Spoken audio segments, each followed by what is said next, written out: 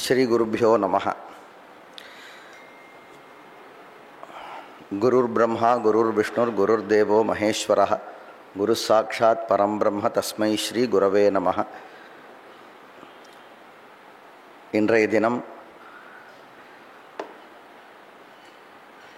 சிவ அஷ்டோத்தர சதநாம ஸ்தோத்திரம்.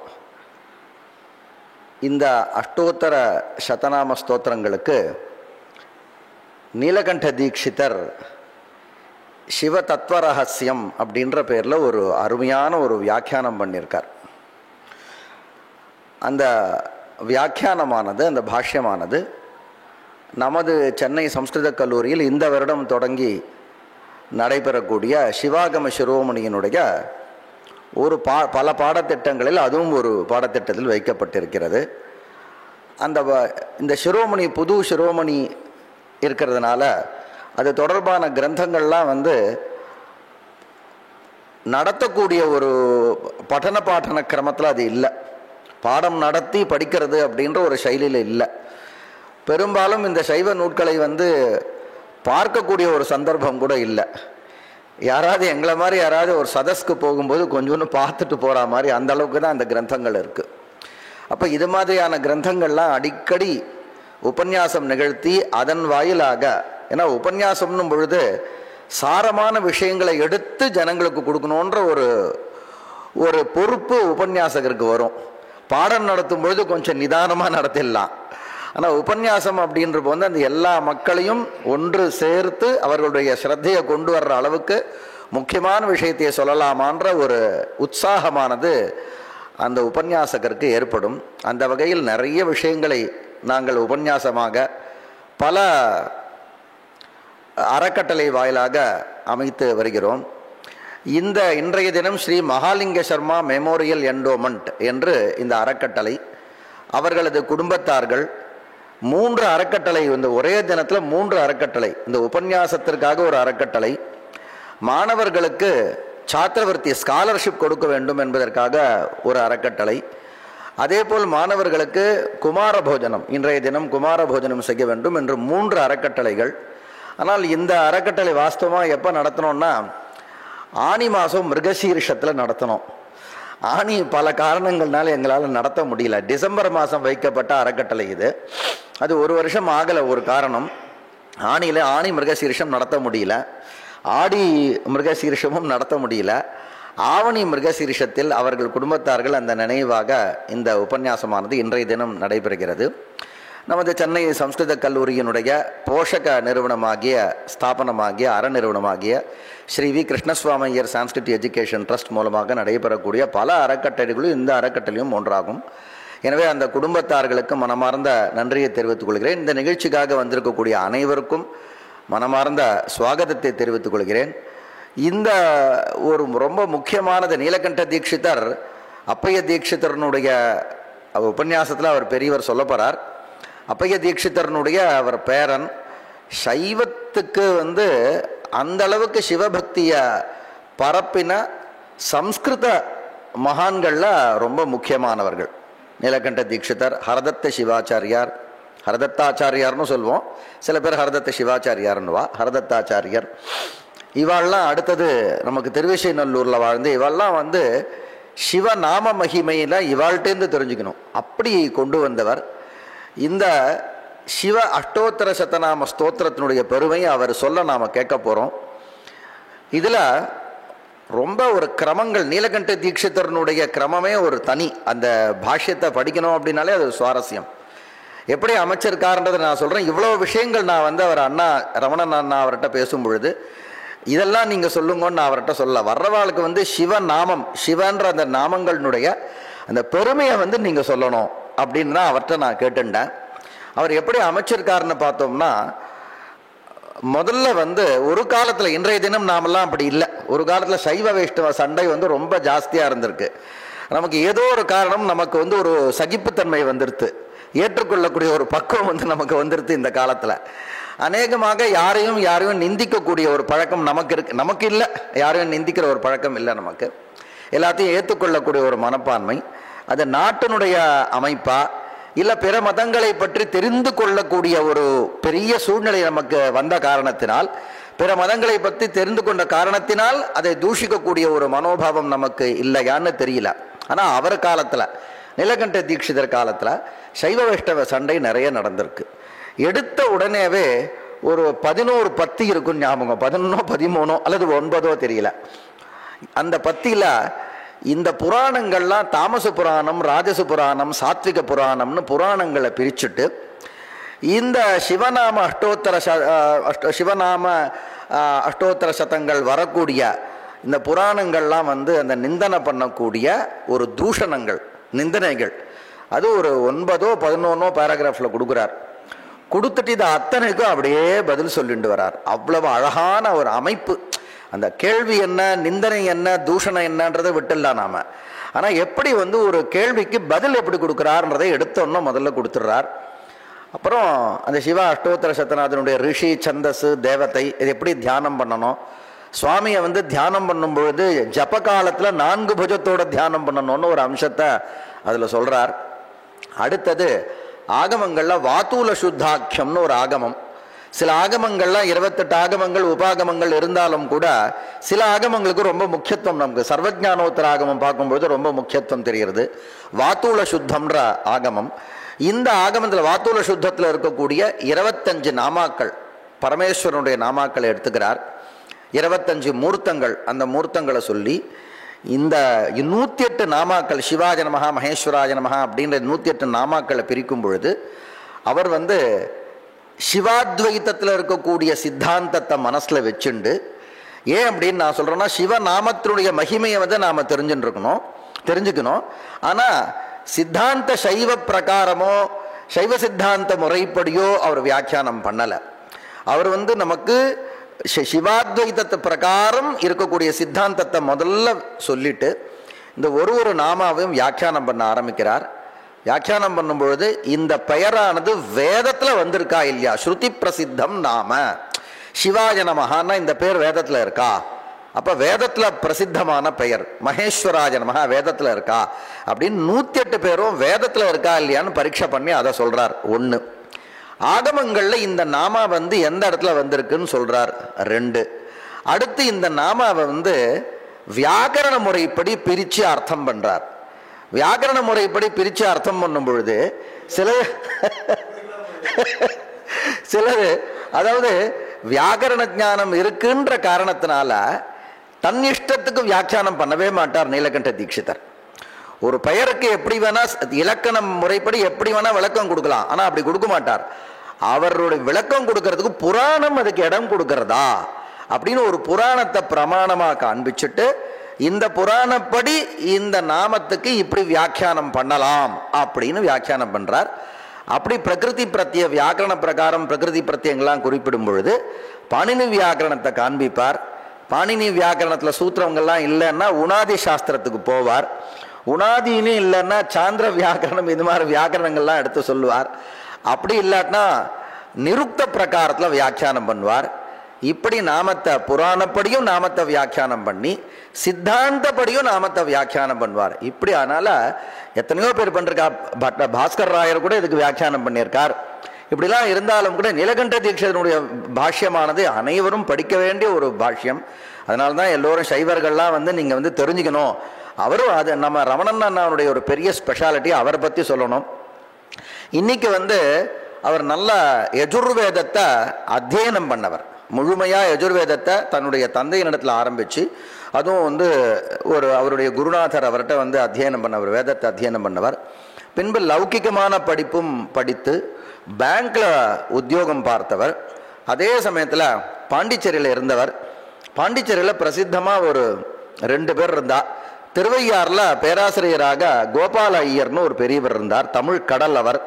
அவருக்கு தமிழகம் சரியான ஒரு அங்கீகாரமே கொடுக்கல, சரியான இல்லை, குறைந்தபட்ச அங்கீகாரம் கூட கொடுத்ததா தெரியல. அப்படிப்பட்ட ஒரு மேதை தமிழில் கோபால ஐயர் இருந்தார். அவர் பிற்பாடு பிரெஞ்சு இன்ஸ்டியூட்டில் போய் அவர் சேர்றார். அவரும் அண்ணாவும் அவரிடத்துல கோபால ஐயர்கிட்ட பாடம் கேட்டிருக்கார். தமிழில் நல்ல ஞானம் உடையவர். ஏன்னா அந்த அளவுக்கு தமிழ் ஞானம் இருந்தால் தான் தேவாரங்களை பார்க்க முடியும். பிறகு தேவாரங்களையும் ஆகமங்கள் தொடர்பான விஷயங்களையும் அங்கே ஃப்ரெஞ்சு இன்ஸ்டியூட்டில் சுப்பிரமணிய சர்மான்னு ஒருத்தர் இருந்தார். அவர் வந்து நடமாடும் ஆகமம் அப்படின்னு நாங்கள்லாம் கூட அப்படி ரொம்ப எளிமையாக இருப்பார் சுப்பிரமணிய சர்மா. நிறைய விஷயங்கள் தெரிஞ்சவர். அவரிடத்துல ஆகமங்கள், சைவாகமங்கள், அது தொடர்பான விஷயங்கள், சைவ சித்தாந்தம், எப்படி பல பெரியவர்கிட்ட அவர் வந்து கேட்டிருக்கார். பண்ணோட முறைப்படி இன்னைக்கு வந்து நமக்கு வந்து பண்ணோட கிடுகிடுகிடுன்னு பாடக்கூடிய ஒருத்தர்னா அண்ணாதான் நினைக்கிறேன். ஓதுவார்களால் கூட அந்த அளவுக்கு முடியுமான்னு தெரியல. அது வந்து அதே மாதிரி பலமுறை பாராயணம் செய்தவர். அப்போ நமக்கு சைவத்திற்கு என்ன தேவையோ அந்த தேவையான எல்லா விஷயங்களையும் முழுமையாக கொண்டவர். சைவம் இன்னைக்கு ஒரு சித்தாந்த சைவர் அப்படின்னு சொன்னால் தமிழ் தெரிஞ்சிருக்கணும், சம்ஸ்கிருதம் தெரிஞ்சிருக்கணும், ஆகமம் தெரிஞ்சிருக்கணும், அதே மாதிரி வந்து சைவ சித்தாந்தமும் தெரிஞ்சிருக்கணும். சைவ சித்தாந்தம் தெரிஞ்சால் தேவாரம் தெரியாது, தேவாரம் தெரிஞ்சால் சைவ சித்தாந்தம் தெரியாது, அல்லது தேவாரம் தெரிஞ்சால் தேவாரத்தினுடைய பொருள் தெரியாது, தேவாரம் தெரிஞ்சால் பாடத் தெரியாது. ஆனால் அப்படி இல்லாமல் அனைத்தையும் அவர் ரொம்ப அதாவது அடியிலிருந்து ஆரம்பித்து நல்லா உழைச்சி எல்லா பெரியவாழ்கிட்டையும் எந்த விதமான அதாவது ஒரு கௌரவம்லாம் இல்லாமல் அந்த அளவுக்கு எளிமையான வாழக்கூடியவர், வாழ்ந்து வருபவர். மணிவாசக பெருமானிடத்துல வந்து ஒரு பெரிய ஈடுபாடு. மணிவாசக பெருமான் மட்டும் இல்லை, 63 பெரிய ஈடுபாடு.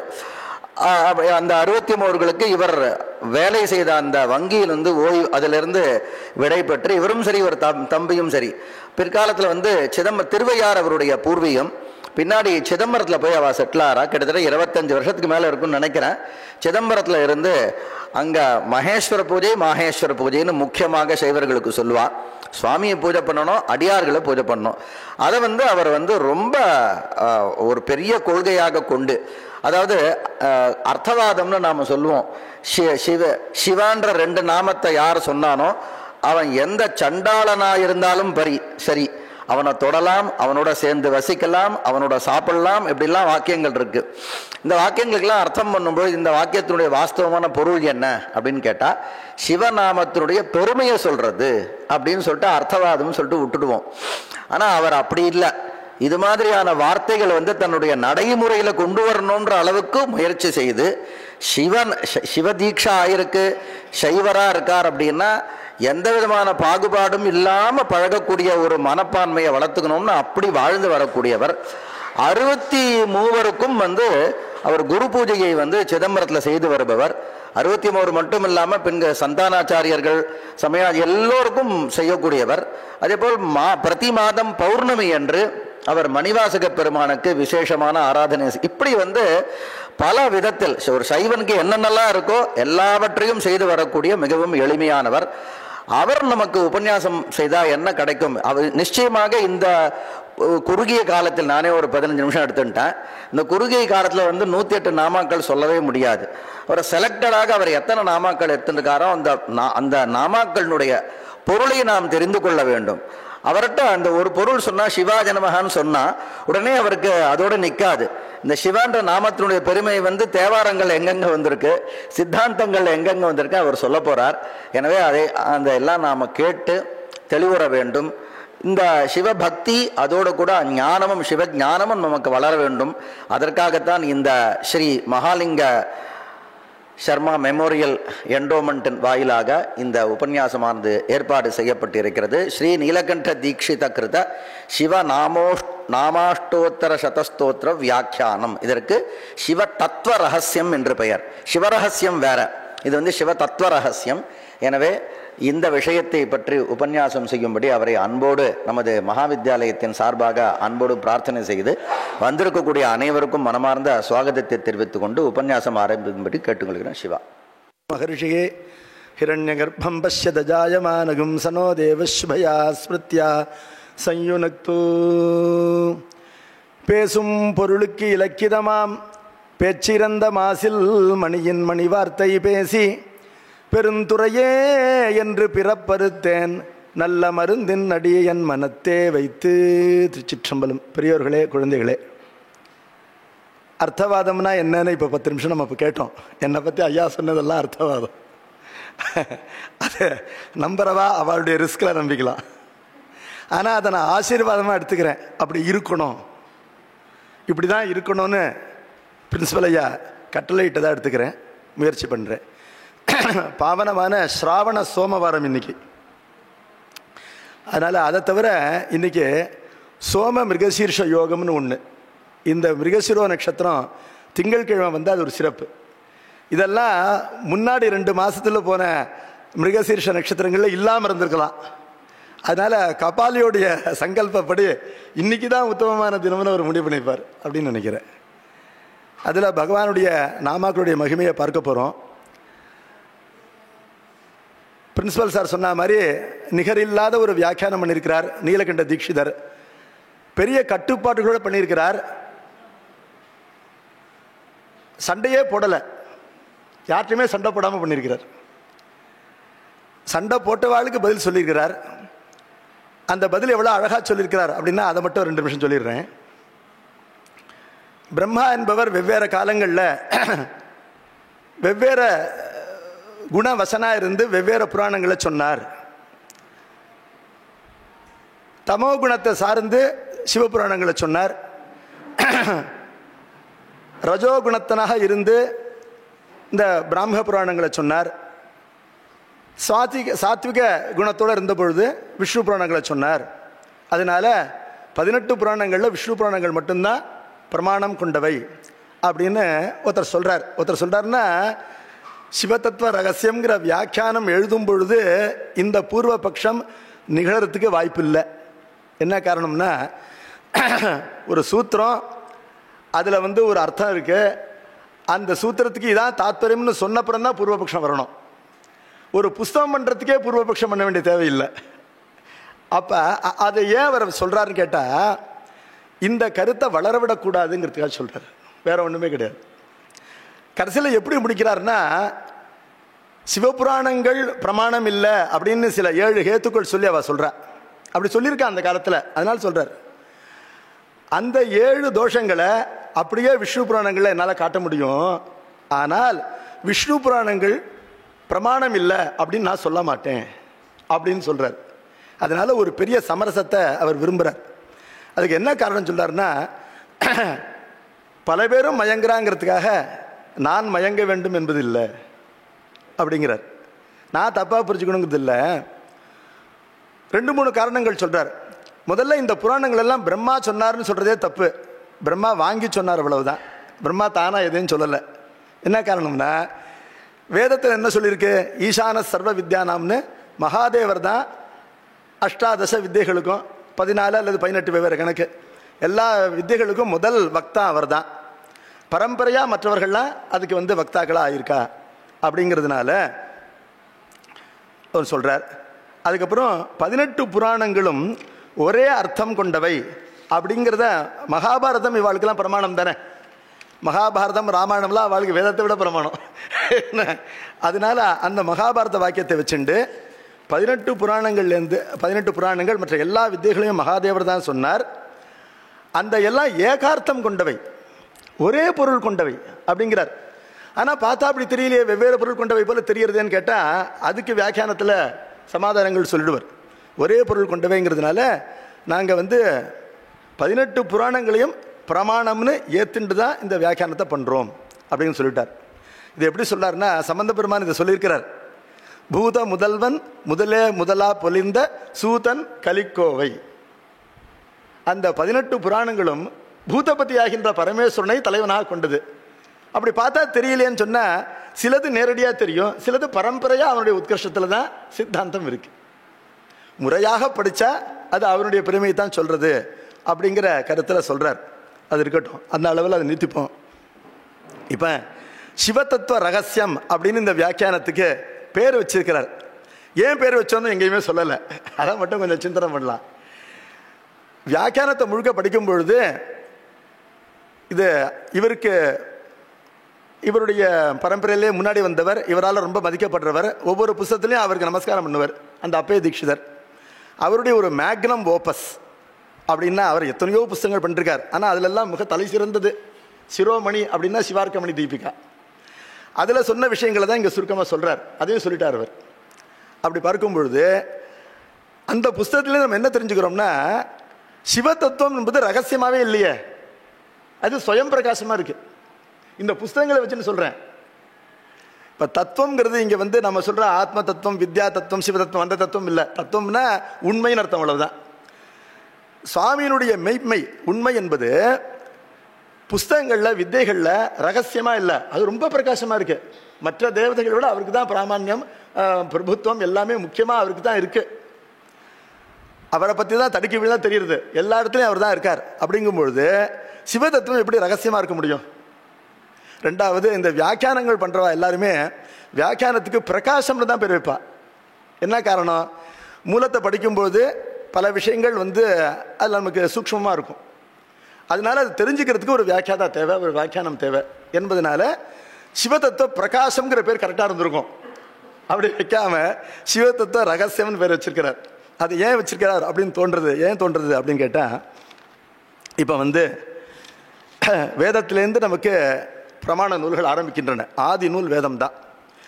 அதுலேருந்து பார்க்கும் பொழுது அதில் முக்கியமாக சொல்லப்படுற விஷயம் என்னன்னு கேட்டால், வேதத்துக்கு தாத்பரியம் இருக்கா அப்படின்னு பார்க்கும்போது வேதமே சொல்கிறது எனக்கு ஒரு தாத்பரியம் உண்டுன்னு சொல்லிடுத்து.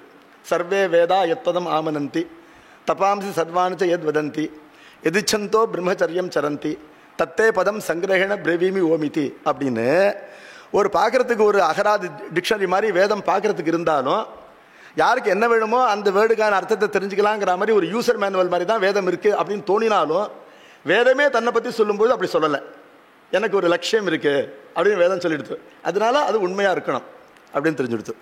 அப்படி இருக்கும் பொழுது வேதம் எது ரொம்ப சூக்ஷ்மமோ அதுதான் அதுக்கு லட்சியமாக இருக்க முடியும். அது சொல்கிற விஷயங்கள்லேயே ரொம்ப சூக்ஷ்மதரம் அப்படின்னு இருக்கிற விஷயந்தான் லட்சியமாக இருக்க முடியும். அப்படி பார்க்கும் பொழுது இந்த ஆத்மா, இதனுடைய கதி, அது ரெண்டும் ரொம்ப சூக்ஷ்மமான விஷயங்கள். ஏன்னா நம்ம பிறப்பெடுத்தது அதுக்காகத்தானே அப்படின்னு பார்க்குறோம். அப்படி பார்க்கும்பொழுது இந்த ஆத்மாவை பற்றி எவ்வளவு சொன்னாலும் சொன்னதாக ஆகாது, அது ரகசியமாகவே இருக்கும் என்பது ஒரு ரகசியம். அந்த வேதம் சொல்லும்பொழுது ஏஷ சர்வேஷு பூதேஷு கூடோத்மா ந பிரகாசத்தே, அந்த ஆத்மா கூடனாக இருக்கிறான், அவன் வெளிப்படுறதில்லை அப்படின்னு சொன்னதுனால அது ஒரு ரகசியம். சரி, இந்த ஆத்மாவை பற்றி சொல்கிற வித்தை இருக்கே அதுவே ரகசியமாக இருக்கு. அதாவது காணுமாறு காணேன் உன்னை அந்நாள் கண்டேனும்னு திருவாசகம். உன்னை பார்க்கலங்கிறது இல்லை, உன்னை எப்படி பார்த்தேங்கிறது கூட இப்போ தெரியல. காணும் ஆறு காணேன் அப்படின்னு சொல்கிறார் இல்லையா? அதுபோல் தெரியாத வஸ்து, அதை தெரிஞ்சுக்கிற வழியும் தெரியல, அந்த பிரம்ம வித்தியும் கூடமா இருக்கு. அதை சொல்லும் பொழுது ஆசுலாயனர் போய் கேட்குறார் பிரம்மாட்ட, அதிகி பகவன் பிரம்ம வித்யாம் வரிஷ்டாம் சதா சத்பி சேவியமானாம் நிகூடாம் அப்படிங்கிறனால ரொம்ப ரகசியமான பிரம்ம வித்தியை எனக்கு சொல்லுங்கோ அப்படின்னு கைவல்ய உபனிஷத்து ஆரம்பம் அப்படியா இருக்கு. அதனால 2 ரகசியங்கள் இருக்கு வேதத்தில். ஜீவாத்மா பரமாத்மா அப்படின்னு வச்சுங்கோ, அதனுடைய கதி அப்படி 2 இருக்கு. சரி, இப்படி இருக்கும் பொழுது இப்போ இதை பற்றி நிறையா பெரியவாள்லாம் வெவ்வேறு மதங்களை அவள் பிரஸ்தாபித்து பண்ணியிருக்கா. இப்போ இத்தனை பாஷ்யக்காராலும் திருவொற்றியூர்லேருந்து மயிலாப்பூருக்கு என்ன டிஸ்டன்ஸ்னு கேட்டால் பெருசாக வேறுபட மாட்டா. அவள்கிட்ட ஒரு சாதனத்தை கொடுத்து, ஒரு நல்ல பைக்கு, அது கரெக்டாக மைலேஜ் காமிக்கும். எல்லோரும் ஒரே மாதிரி டிராஃபிக் ஃப்ரீயாக இருக்கும்போது 4 பேர் வாங்கன்னு சொன்னால் ஒன்றும் பெருசாக சண்டை போட்டுக்க போகிறதில்ல, எத்தனை கிலோமீட்டரோ கரெக்டாக சொல்லிட்டு போகிறான் இல்லையா? ஆனால் இந்த பிரம்ம வித்தை வேதத்தில் இருக்க, இதை தெரிஞ்சுக்கிறதுக்கு இந்த பைக்கு, அந்த மீட்டர், அதே மாதிரி எத்தனையோ கருவிகள்லாம் இருக்குது. வியாக்கரணம், நியாயம், தர்க்கம், இதே மாதிரி ஏகப்பட்ட கருவிகள்லாம் இருக்கு இல்லையா? இந்த கருவிகளில் எல்லாருமே வல்லவாள் தான், யாருக்கும் குறைஞ்சவா கிடையாது, எல்லாருமே நன்னா படித்தவா. அப்படி இருக்கும்போது இந்த கருவிகளை கொண்டும் ஏன் இவளுடைய ரிசல்ட்ஸ் வேறையா இருக்கு? கேட்க வேண்டிய கேள்வியா இல்லையா? உலகத்தில் லௌகிக்கத்தில் ரிசல்ட் வேறையா இல்லை, யூனிஃபார்ம் ரிசல்ட் வருது. வேத ஹிருதயம்னு பார்க்கும்போது டிஃப்ரெண்ட் ரிசல்ட்ஸ் வருது. அப்படிங்கிறது என்ன அப்படிங்கிறதுக்கும் இதில் காரணம் சொல்லியிருக்காரு. இப்போ ஏன் வருது அப்படின்னு கேட்டால், இந்த வேதத்தில் எத்தனையோ கருவிகள் இருந்தாலும் வேதார்த்தத்தை புரிஞ்சுக்கிறதுக்கு முக்கியமான கருவி என்னன்னு வேதத்திலேயே சொல்லியிருக்கு.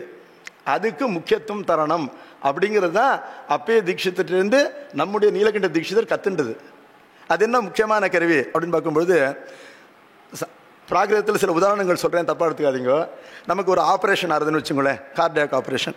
முதல்ல வெயிட் பார்ப்பான், ஹைட்டு பார்ப்பான், பிபி பார்ப்பா, சுகர் பார்ப்பா, எல்லாம் பார்ப்பாங்க. பார்த்துட்டு அதுக்கப்புறம் அட்மிட் பண்ணி ஆப்ரேஷன் பண்ணுறாங்க. இதே மாதிரி இந்த பெரிஃபரலாக இருக்கிற விஷயங்கள்லாம் சம்பந்தம் இருக்கலாம், ஆனால் பெரிய சம்பந்தம் கிடையாது. சம்பந்தம் இருக்குது, கொஞ்சம் கிஞ்சித் சம்பந்தம் இருக்குது. ஒரு எமர்ஜென்சி ஆப்ரேஷன்னா பிபி செக் பண்ண வேண்டாம், சுகர் செக் பண்ண வேண்டாம், அட்மிட் பண்ணி ஆப்ரேட் பண்ணி பேஷண்ட்டு பழிச்சுடுறார். நார்மல் ப்ராசஸில் எல்லா ப்ரீ ரிக்விசிட்ஸையும் வந்து முடிச்சுட்டு ஆப்ரேஷன் பண்ணி பேஷண்ட் இறந்துடுறார். Fit for operation, but you cannot save the life. ஆனால் எமர்ஜென்சியில் நோ ரூம் ஃபார் இது இன்ஸ்ட்ரக்ஷன், இமிடியேட்டாக வந்து ஆப்ரேட் பண்ணி பழிச்சுடுறார். இப்படி நம்ம லோகத்தில் பார்க்குறோம். அப்படி தான் எல்லா இடத்துலையும் இருக்குது அப்படின்னு நினைக்கிற மாதிரி இந்த கருவிகள்லாம் வேதத்தினுடைய அர்த்தத்தை நிர்ணயம் பண்ணுறதுக்கு போதுமானவை இல்லை அப்படின்னு ஒரு சாதுவனுடைய மனசில் தோன்றுறது. ஒரு வித்வான் மனசில் தோணலை, ஆனால் ஒரு சாதகன் மனசில் அது தோன்றுறது. அப்போ உண்மையான கருவி எது வேதார்த்தத்தை தெரிஞ்சுக்கிறதுக்குன்னா வேதமே சொல்கிறது, எஸ்ய தேவே பராபக்தி யதா தேவே ததா குரு தஸ்யைதே கதிதாஹ்யர்த்தாக பிரகாசந்தே மகாத்மனஹா. சம்ஸ்கிருதம் புரியாதவர்களுக்காக சொல்கிறேன். யாருக்கு பரமேஸ்வரன்ட்ட அந்தரங்க பக்தி இருக்கோ, பரமேஸ்வரன்ட்ட வச்ச பக்தியை போலவே தன்னுடைய குருநாதன்ட்டையும் பக்தி வைக்கிறானோ, நான் பரமேஸ்வரன்ட்ட வச்ச அதே பக்தியை வைக்கணும் குருநாதன்ட்ட, அப்படி அதே போய் வைக்கிறானோ அவனுக்கு வேதத்தில் சொன்ன விஷயங்கள்லாம் நன்னா புரியும் அப்படின்னு வேதம் சொல்லிடுதோ. இதில் இன்னொன்று என்ன சொல்லிருக்குன்னா, கதிதா ஹெர்த்தாகங்கிறது நாங்கள் சந்தியை பிரிக்கும் போது அகதிதா ஹெர்த்தாகன்னு கூட பிரிக்கலாம். தஸ்யைதே அகதிதா ஹெர்த்தாக அப்பயும் ஒரு சப்தத்தை சேர்த்துக்கணும். அப்போ வேதத்தில் சொல்லப்படாத விஷயங்களும் புரியும்னு ஆயிடுச்சு. சொல்லப்படாத விஷயங்களும் புரியும்னு வேதமே சொல்லுமான்னு கேட்டால் சொல்லும். எத்தனை வேதான வேதாகன்னு இன்னொரு இடத்துல சொல்கிறது. இப்போ அப்போ பகவானுடைய கிருப்பையினாலே தெரிஞ்சுக்க வேண்டியிருக்கு. அந்த விஷயத்தில் சிதம்பரம் 10 கிலோமீட்டர்னு ஒரு கைகாட்டி இருக்கு, அதை போல தான் நான் இருக்கேன்னு வேதம் சொல்லிடுச்சு. அப்படி இருக்கும்பொழுது கூட அதை ஒழுங்காக புரிஞ்சுக்கணும்னா அதுக்கு அபரஜானம்னு பேர். அந்த அபரஜானத்துக்கு கூட பக்தி இல்லாமல் சித்திக்காது அப்படிங்கிற. ஆகவே பக்தி அப்படின்னு அணுபக்ஷத்தில் நாம் பண்ண வேண்டியது பக்தி அப்படின்னு சொல்லிடுது. சரி, பக்தி இருந்தால் போதுமா, சுவாமியை தெரிஞ்சுட்டுலாமா அப்படின்னு கேட்டால் பக்தி இருந்தால் போதாது, பகவானுடைய கிருபையும் வேணும். ரெண்டு வேணும். அது சம்பு பட்சத்தில் கிருபை வேணும். அவர் எப்படி கிருபை பண்ணுறாருன்னு கேட்டால் யமேவேஷ விருணுதே தேன லப்யா அப்படின்னு உபனிஷத் வாக்கியம் இருக்குது. இந்த சுவாமி யாரை சூஸ் பண்ணுறாரோ அவருக்கு தன்னை காட்டுறார். அதான் அந்த சூஸ் பண்ணப்பட்டவனால அவர் அடையப்படுறார். ஒரு ஓவர் பவுல் பண்ணணும்னா அது கேப்டன் யார் கையில் பந்தை கொடுக்குறாரோ அந்த பவுலர் பவுல் பண்ணுவார். அதுபோல் சுவாமி யாருக்கு விதிக்கிறாரோ அதான். சுவாமி திருக்கோவையார் பாடுன்னு சொன்னார், நம்ம குருநாதர் பாடினார், அவ்வளோதான். அதை போல் சுவாமி தன் காரியத்தை பல பேர் மூலமாக நிறைவேற்றிக்கிறார். அப்போ அவருக்கும் ஒரு கடமை இருக்கு, மோட்சம் தரணுங்கிறது அவருடைய கடமை. அப்போ யாருக்கும் மோட்சம் தரணும்னு முடிவு பண்ணிட்டாரோ கொடுத்துருவார். எமே விஷயத்தை தேன லப்யான் இருக்கு. அப்போ இந்த விஷயத்தில் ரெண்டு தான் முக்கியம். ஒன்று பக்தி, இன்னொன்று கிருப்பை. பக்தி நாம் பண்ண வேண்டியது, கிருப்பை சாமி பண்ண வேண்டியது அப்படின்னு இருக்கு. அப்படி இருக்கும் பொழுது பக்தி என்ன ரூபங்கள் எடுத்துக்கும் அப்படின்னு பார்க்கும்பொழுது, சத்தியேன லப்ய தபசா ஹேஷ ஆத்மா சம்யக் ஞானேன பிரம்மச்சரியேன நித்தியம். இந்த ஆத்மாங்கிறது சுவாமிக்கும் நமக்கும் இருக்கிற பொதுவான பெயர். அது மட்டும் இல்லாமல் அது ஆகு பெயராக உடம்பையும் குறிக்கும், புத்தி தத்துவத்தை குறிக்கும், மனசை குறிக்கும், எல்லாத்தையும் குறிக்கும். இப்போ சுவாமியை எப்படி அடையலாம்னு கேட்டால், சத்தியத்தினால, தபஸ்னால, நல்ல அறிவு, தூய அறிவினால, சம்யக் ஞானத்தினால, பிரம்மச்சரியத்தினால அடையலாம். 4 விஷயங்கள் சொல்லியிருக்கு வேதம். இந்த 4 என்ன அப்படின்னு கேட்டால், இது வேற பரிபாஷையில் சொல்லியிருக்கு, அவ்வளோதான். பிரம்மச்சரியம்ங்கிறது சரிய. சத்தியம்ங்கிறது என்னன்னா உள்ளும் புறமும் ஒன்றா இருத்தல், அது கிரியை. தபஸுங்கிறது என்னன்னா இந்த சரியைக்கும் கிரியைக்கும் இடைஞ்சலா வெளியில போற இந்திரியங்களை நிகிரகம் பண்றது, அது யோகம். சம்யக் ஞானம்ங்கிறது சுவாமிக்கு நாம அடிமை, மீளா அடிமை அப்படிங்கிற உண்மையான ஞானம். மற்றதெல்லாம் பாசஞானம். வேதம் என்ன சொல்றதுன்னு தெரிஞ்சுக்கிறது கூட பாசஞானம் தான். ஏன்னா அது வேதமும் மாயினுடைய சிருஷ்டி தான், சுத்த மாயினுடைய சிருஷ்டி தான் சப்தம்ங்கிறதுனால. அதனால பதிஜானம்ங்கிறது என்ன, அதுதான் சம்யக் ஞானம் சொல்லப்பட்டிருக்கு. அது நெருப்பை தொட்டு சுடுறதுன்னு தெரிஞ்சுக்கிற மாதிரி. அப்போ அவருடைய கிருபையினாலேயே அவனை தெரிஞ்சுக்கிறது. அதுக்குனால தான் ஞானம்னு சொல்லாமல் சம்யக்குன்னு ஒரு விசேஷனம் இருக்கு, சம்யக் ஞானம். அப்போ இதை சரியை, கிரியை, யோகம், ஞானம், இந்த 4 தான் சுவாமியை தெரிஞ்சுக்கிறதான வழி. அதுவும் பக்தன் தான் இதை வந்து கடைபிடிக்க முடியும். ஏன்னா பக்திஹீனனா இருந்து இந்த மார்க்கங்கள் கிடையாது. எவன் பக்தனோ அவனுக்கு மார்க்கங்கள் 4 அப்படின்னு சொன்னது. சரி, ஏதாவது ஒரு ஷார்ட்கட் இருக்குமா? நான் டைம் ஆகிடுத்து அப்படின்னு டக்குன்னு இட்லி ரெடிமேடாக இருந்தால் சாப்பிட்றோம் இல்லையோ, ஃபாஸ்ட் ஃபுட்டு அப்படின்லாம் பார்க்குறோம் இல்லையோ. அப்படின்னா இதே பலனை தரணும், ஆனால் இந்த காலத்துக்கு ஏற்ப, எந்த காலத்துக்கும் ஏற்ப சுலபமான ஒரு வழியாக இருக்கணும் அப்படின்னு ஒருத்தன் கேட்குறான்னு வச்சுக்கோங்களேன். அப்படி கேட்குறதே தப்புன்னு சொல்லக்கூடாது. ஏன்னா நிஜமாவே சுலபமான வழிகள் இருக்குது, வேத காலத்திலேருந்தே இருக்குது. ஒரு உதாரணம் எடுத்துப்போம். விபூதி இட்டுக்கிறதுன்னு ஒரு தர்மம். அந்த தர்மத்தை எடுத்துனோம்னா அதுக்கு அந்த விரதத்துக்கு 3 பேர் சொல்கிறது வேதம். ஒன்று அத்தியாசிரம தர்மம், இன்னொன்று பாசுபத தர்மம், இன்னொன்று சிரோவிரதம் சொல்கிறது. ஏன் சிரோவிரதம்னு பேருன்னா ரொம்ப ஈஸி டு ஃபாலோ, ஆனால் அதனுடைய பலன் வந்து ரொம்ப பெருசு. பாசக்ஷயமே அதுக்கு பலன். ஆனால் விரதமோ பஸ்மதாரணம்ங்கிறது வேத விதிப்படியே சுலபமான ஒரு விரதம் என்பதனால விரதங்களுக்குள்ள தலைமையானது. அப்படிங்கிறதுனால ஒருத்தன் வந்து மூக்கை இப்படி தான் தொடணுங்கிறது இல்லை, இப்படியும் தொடலாம். ஆகவே இப்போ பிரம்ம ஞானத்துக்கு ரொம்ப சுலபமான வழியும் உண்டு அப்படிங்கிறத முதல்ல ஏற்றுக்கணும். அது ஏமாத்து விதம் நினைக்கக்கூடாது.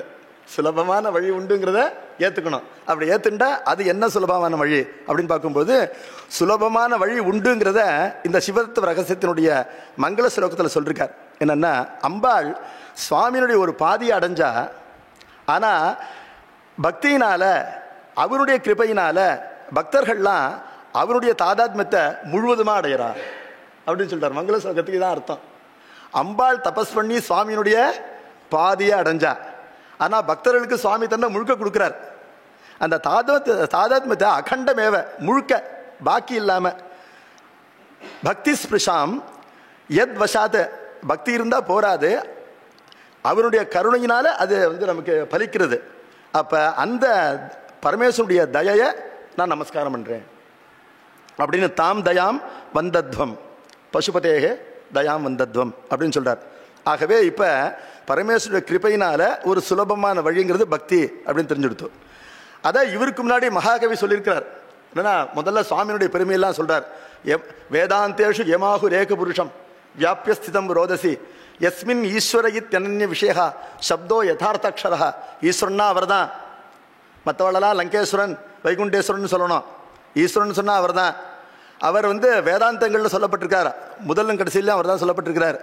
விண்ணுக்கும் மண்ணுக்கும் நிற்கிறவர் அவர், அப்படிப்பட்டவர் அப்படின்னு சொல்லிட்டு பயமுடுத்திட்டு சஸ்தானு ஸ்திர பக்தி யோக சுலபகா அப்படிங்கிறார். அந்த பெருமான் இருக்காரே உறுதியான பக்தி யோகத்திற்கு எளியவன், பக்தி விலையில் படுவோன் அப்படின்னு சொல்லிட்டார். ஆனால் அவரை முமுட்சுக்கள்லாம் பிராணனை கட்டுப்படுத்தி உள்ளத்தில் தேடின்னு இருக்கா அப்படிங்கிறார். முமுட்சுக்கள் ஆனந்த கண்ணீர் விட்டு உள்ளத்துள்ள பசி தாகம் இல்லாமல் தூக்கம் இல்லாமல் ஒரே இடத்துல கல் போல மரம் போல பல வருஷங்களாக உட்காந்துட்டுருக்கா.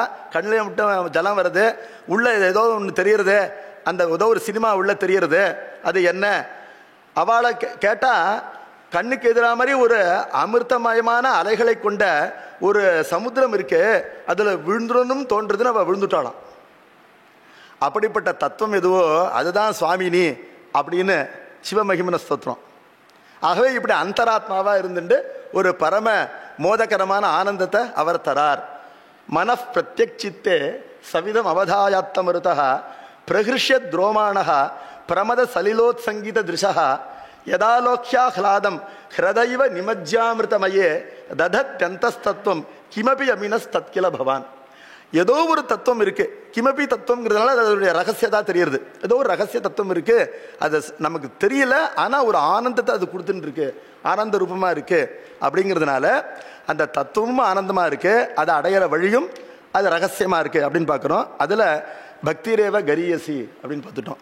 அந்த பக்தியிலையும் சரியே கிரியை யோகம் ஞானம் அப்படிங்கிற விஸ்தாரமான பல நியமங்களோடு கூடிய மார்க்கம், அந்த மார்க்கத்துக்கும் ஒரு சுலபமான ஒரு மார்க்கம், அதில் ஒரு ஷார்ட்கட் என்ன அப்படின்னு கேட்டால் அதை சுவாமியே சொல்கிறார். சிவரகசியத்தில் அம்பாள்கிட்ட சொல்கிறார், என்னுடைய ரூபம்ங்கிறது ரொம்ப துரூகம், யாராலையும் தெரிஞ்சுக்க முடியாது. ஆனால் அம்பாள் கேட்குற, அவங்கள தெரிஞ்சுக்க முடியாதுன்னா நீங்கள் இருந்து என்ன பிரயோஜனம்?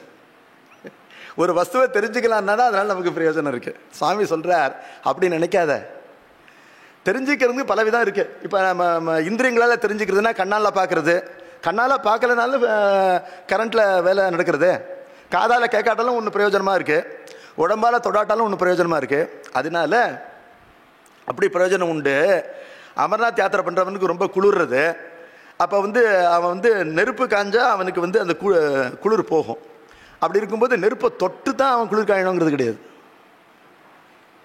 நெருப்புக்கு சமீபத்தில் இருந்தாலே அந்த குளிரானது அவனுக்கு போயிடும் அப்படின்னு பார்க்கணும்.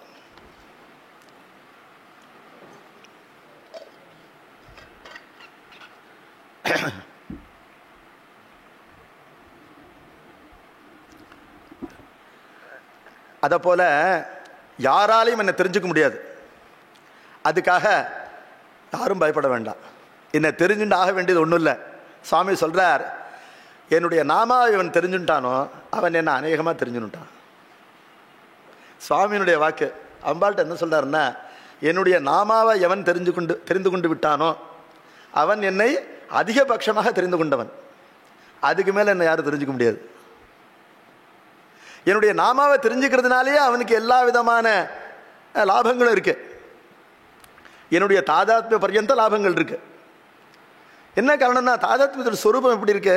நாம் இன்னைக்கு தூங்குறோம், ராத்திரி டெய்லி தூங்குறோம் இல்லையோ? தூங்கும்போது தூங்குகின்றோம் என்ற எண்ணம் இருந்தால் தூங்க முடியுமா?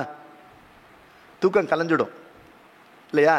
அப்போ அஜ்ஞான திசையில் தமோபூதமாகின்ற ஒரு சுஷுப்தி, அது ஆனந்தமயமாக இருக்குது. அந்த ஆனந்த ரூபமாக இருக்கிற அந்த ஒரு உறக்கத்தையே ஒருவன் நன்றாக தூய்க்க வேண்டும் என்றால் தூய்க்கின்ற தன்னை பற்றி அறியக்கூடாது. அப்படி இருக்கும் பொழுது இந்த சம்சாரமான பெரிய தமசு, இதுக்கு கடந்து போகிற ஒரு ஆனந்தம், அந்த ஆனந்தத்தில் அவன் உறங்கத்தான் முடியுமே தவிர அவன் தன்னை அறிய முடியாது, அனுபவிக்க தான் முடியும் என்னை. அப்படி இருக்கிறதுனால என்னை அதிகபட்சமாக தெரிஞ்சுக்கிறது என்னுடைய நாமாவை தெரிஞ்சிருந்தாலே போரும். அதான் ஷார்ட்கட் அப்படின்னு சுவாமி சொல்லிட்டார். அதனால இந்த நாமாக்களுக்கு ஒரு வியாக்கியானம் பண்ணுறார். இப்போ சிவதத்துவ ரகசியம் அப்படின்னா என்னென்னா, சிவநாமாதான் சிவதத்துவம் என்பது ரகசியம். இதை யாரும் தெரிஞ்சுக்கிறது இல்லை. சிவநாமா என்பதே சிவதத்துவம் தான். அதை இந்த வியாக்கியானத்தில் அதனுடைய மகிமையை சொல்றதுனால இந்த ரகசியம் பிரகாசமாறுது. அதாவது பகவானுடைய நாமாவை பிடித்து பன்னால் அழைத்து கொண்டே இருந்தால் இவன் பன்னால் என்னை அழைப்புழியார் என்று எதிர்ப்படுங்கிற அந்த ரகசியம் யாருக்கும் தெரிய மாட்டேங்கிறது. பவன் என்னும் நாமம் பிடித்து பன்னால் அழைத்தால், திரிந்து அழைத்தால் இவன் என்னை பன்னால் அழைப்புழியான் என்று எதிர்ப்படுங்கிற ரகசியம் யாருக்கு தெரிய மாட்டேங்கிறது. ரொம்ப கஷ்டப்படுறா. சுவாமியை தெரிஞ்சுக்கிறதுக்கு ஈஸியான வழி இருக்கு என்பதுதான் இந்த வியாக்கியானத்துக்கான பெயருக்கான காரணம் அப்படின்னு பார்க்குறோம்.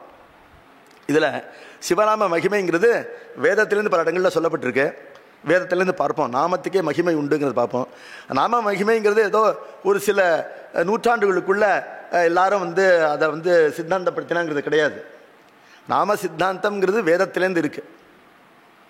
சில பிரம்மச்சாரிகள்லாம் யாக்ஞவல்யர்னு ஒரு பெரிய ரிஷி, அவர்கிட்ட போய் கேட்குறா, அமிர்தத்துவத்தை நாங்கள் அடைய விரும்புகிறோம், மரணமில்லா பெருவாழ்வு, அதை அடைய விரும்புகிறோம், எங்களுக்கு ஒரு வழி சொல்லுங்க அப்படின்னு கேட்கும்போது, நீங்கள்லாம் வேதம் படிச்சிருக்கேள், உங்களுக்கு தெரியாத வழியா அப்படின்னு சொல்லிட்டு, ருத்ரன் தெரியுமா? ருத்ரன் தெரியும். ருத்ர பாராயணம் பண்ண வேண்டியதானே. என்ன காரணம்னா, ஏதானிகவா அமிர்தஸ்ய நாமதேயானி, அந்த ஸ்ரீருத்ரத்தில் இருக்கிற அத்தனை நாமாக்களும் அமிர்தத்தின் நாமங்கள். அமிர்தத்துவம் என்பது என்ன? அமுதத்தின் தன்மை, அமுதத்தின் திருப்பெயர்கள் தான் இது. இதை சொல்லிகிட்டே இருந்தால் அமுதத்தன்மை வந்துட்டு போகிறது. அது வந்ததா இல்லையா? ருத்ர பசுபதி நாயனாருக்கு வந்ததே. அப்போ ஒரு இலக்கணத்துக்கு இலக்கியமாக இருந்திருக்கிறார் அவர். ருத்ர பசுபதி நாயனாருக்கு அது சித்திச்சிருக்கு அப்படின்னு பார்க்குறோம். ஆகவே பெருமானுடைய நாமங்களை ஓதுவதனால அவனுடைய பிரீத்தியர்த்தம் ஒதுகின்ற காரணத்தினால அந்த நாமாக்கள் யாரை சொல்கிறது? இப்போ மல்லிகைன்னு சொன்னால் ஆட்டோமேட்டிக்காக நமக்கு மல்லிகைங்கிற அர்த்தம் அது நமக்கு தெரிகிறதா இல்லையா? அறவே மல்லிகை தெரியாதவன், உபதேசமாகாதவன், பார்க்காதவன், அவனுக்கு வேணால் இல்லாமல் இருக்கலாம். ஆனால் இந்த அந்தராத்மாங்கிறது நமக்கு அறவே தெரியாத வஸ்து இல்லை. அது அப்பப்போ நமக்கு தன்னை காட்டின்னு தான் இருக்குது. ஆனால் நாம பார்க்கணுங்கிற எண்ணம் இல்லாமல் இருக்கும். அதனால அது சித்தியாகலை. அது தன்னை காட்டிகிட்டே தான் இருக்கு என்பதனால அறவே அறியப்படாத பொருள் இல்லை இது என்பதனால அது தன்னுடைய நாமத்தினால் அறியப்படும் என்பது இங்கே நம்ம அறிய வேண்டியது. நான் சொல்றது புரியுறதா? இப்போ மல்லிகை என்பது நம்ம டெய்லி நம்ம சூடிக்க வேண்டாம். ஆனால் மல்லிகைன்னு சொன்னால் மல்லிகையினுடைய மனம் ஞாபகத்துக்கு வருது. மல்லிகைன்னா இப்படி இருக்கும்னு ஞாபகத்துக்கு வருது. அதை போல் சப்தத்துக்கு அந்த கௌரவம் உண்டு. அது தவிர சுவாமியுடைய கிருபையும் அங்கே இருக்கிறதுனால அந்த கிருபையை இப்போ மல்லிகைங்கிற பேரை கேட்குறவன் மல்லிகையில் பக்தி பண்ணலை, ஆனால் சிவநாமாவை சொல்கிறவன் அதன் இடத்துல பக்தி பண்ணுறான் என்பதனால் அங்கே கிருப்பை விளையிறது என்பதனால நிச்சயமாக இது உனக்கு ஆத்ம சாட்சாத்காரத்துக்கு உதவும், அமிர்தத்துவத்தை அடையலாம், ஸ்ரீருத்ர பாராயணத்தினால அமிர்தத்துவம் அடையலாம் அப்படின்னு சொன்னார். புராணங்களில் என்ன சொல்லியிருக்குன்னா நிறைய சொல்லியிருக்கு. ஒன்றே ஒன்று, பானசத்துக்கு ஒரு சோறு பதம். மகாதேவா மகாதேவான்னு ஒருத்தன் சொல்லிட்டு இருக்கான்னா அவனை சுவாமி எப்படி காப்பாற்றுறார் அப்படின்னா, மகாதேவ மகாதேவ மகாதேவேதி வாதினம் வத்சம் கௌரிவ கௌரீஷகா தாவந்தம் அனுதாவதி.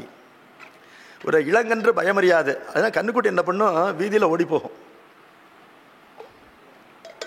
தாய்ப்போசு அதுக்கு பின்னாடியே போகுமா என்ன காப்பாற்றுறதுக்காக.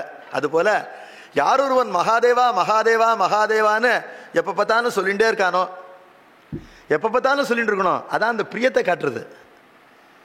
மொழிக்கு துணை முருகாயினும் நாமங்கள். என்ன அர்த்தம்?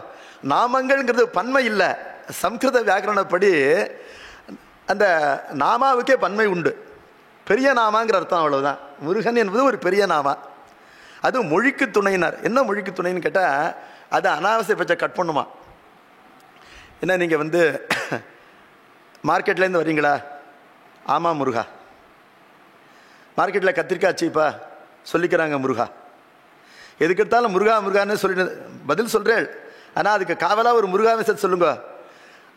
எதிராளிக்கு போர் அடிச்சிடும், அவன் அப்போக்கியங்கிறதுனால அப்போ பேச்சு நின்றுடும். அதான் மொழிக்கு துணை முருகாயின் நாமங்கள். சர்வ பிரபஞ்ச விவகாரமும் நாமாவை இடையராது சொல்லி கொண்டிருப்பதால் நினைப்பதனாலும் சர்வ பிரபஞ்ச விவகாரமும் நிற்கும்.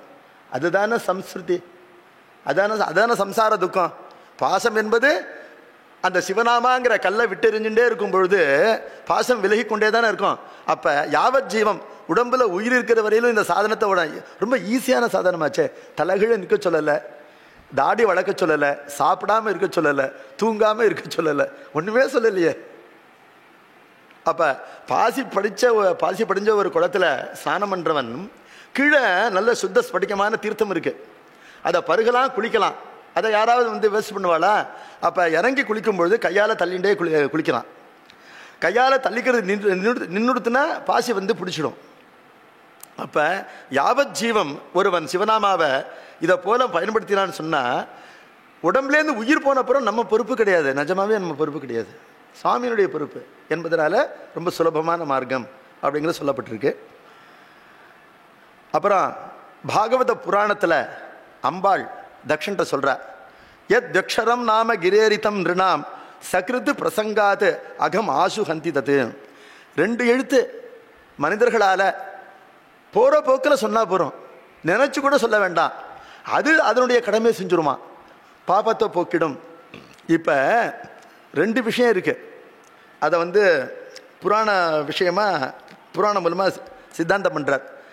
ஒருத்தன் நினைக்காம சொன்னாலே இந்த 2 அக்ஷரம் பாபத்தை போக்கிடுறதுன்னா நினைச்சு சொல்றவனுக்கு என்ன லாபம்?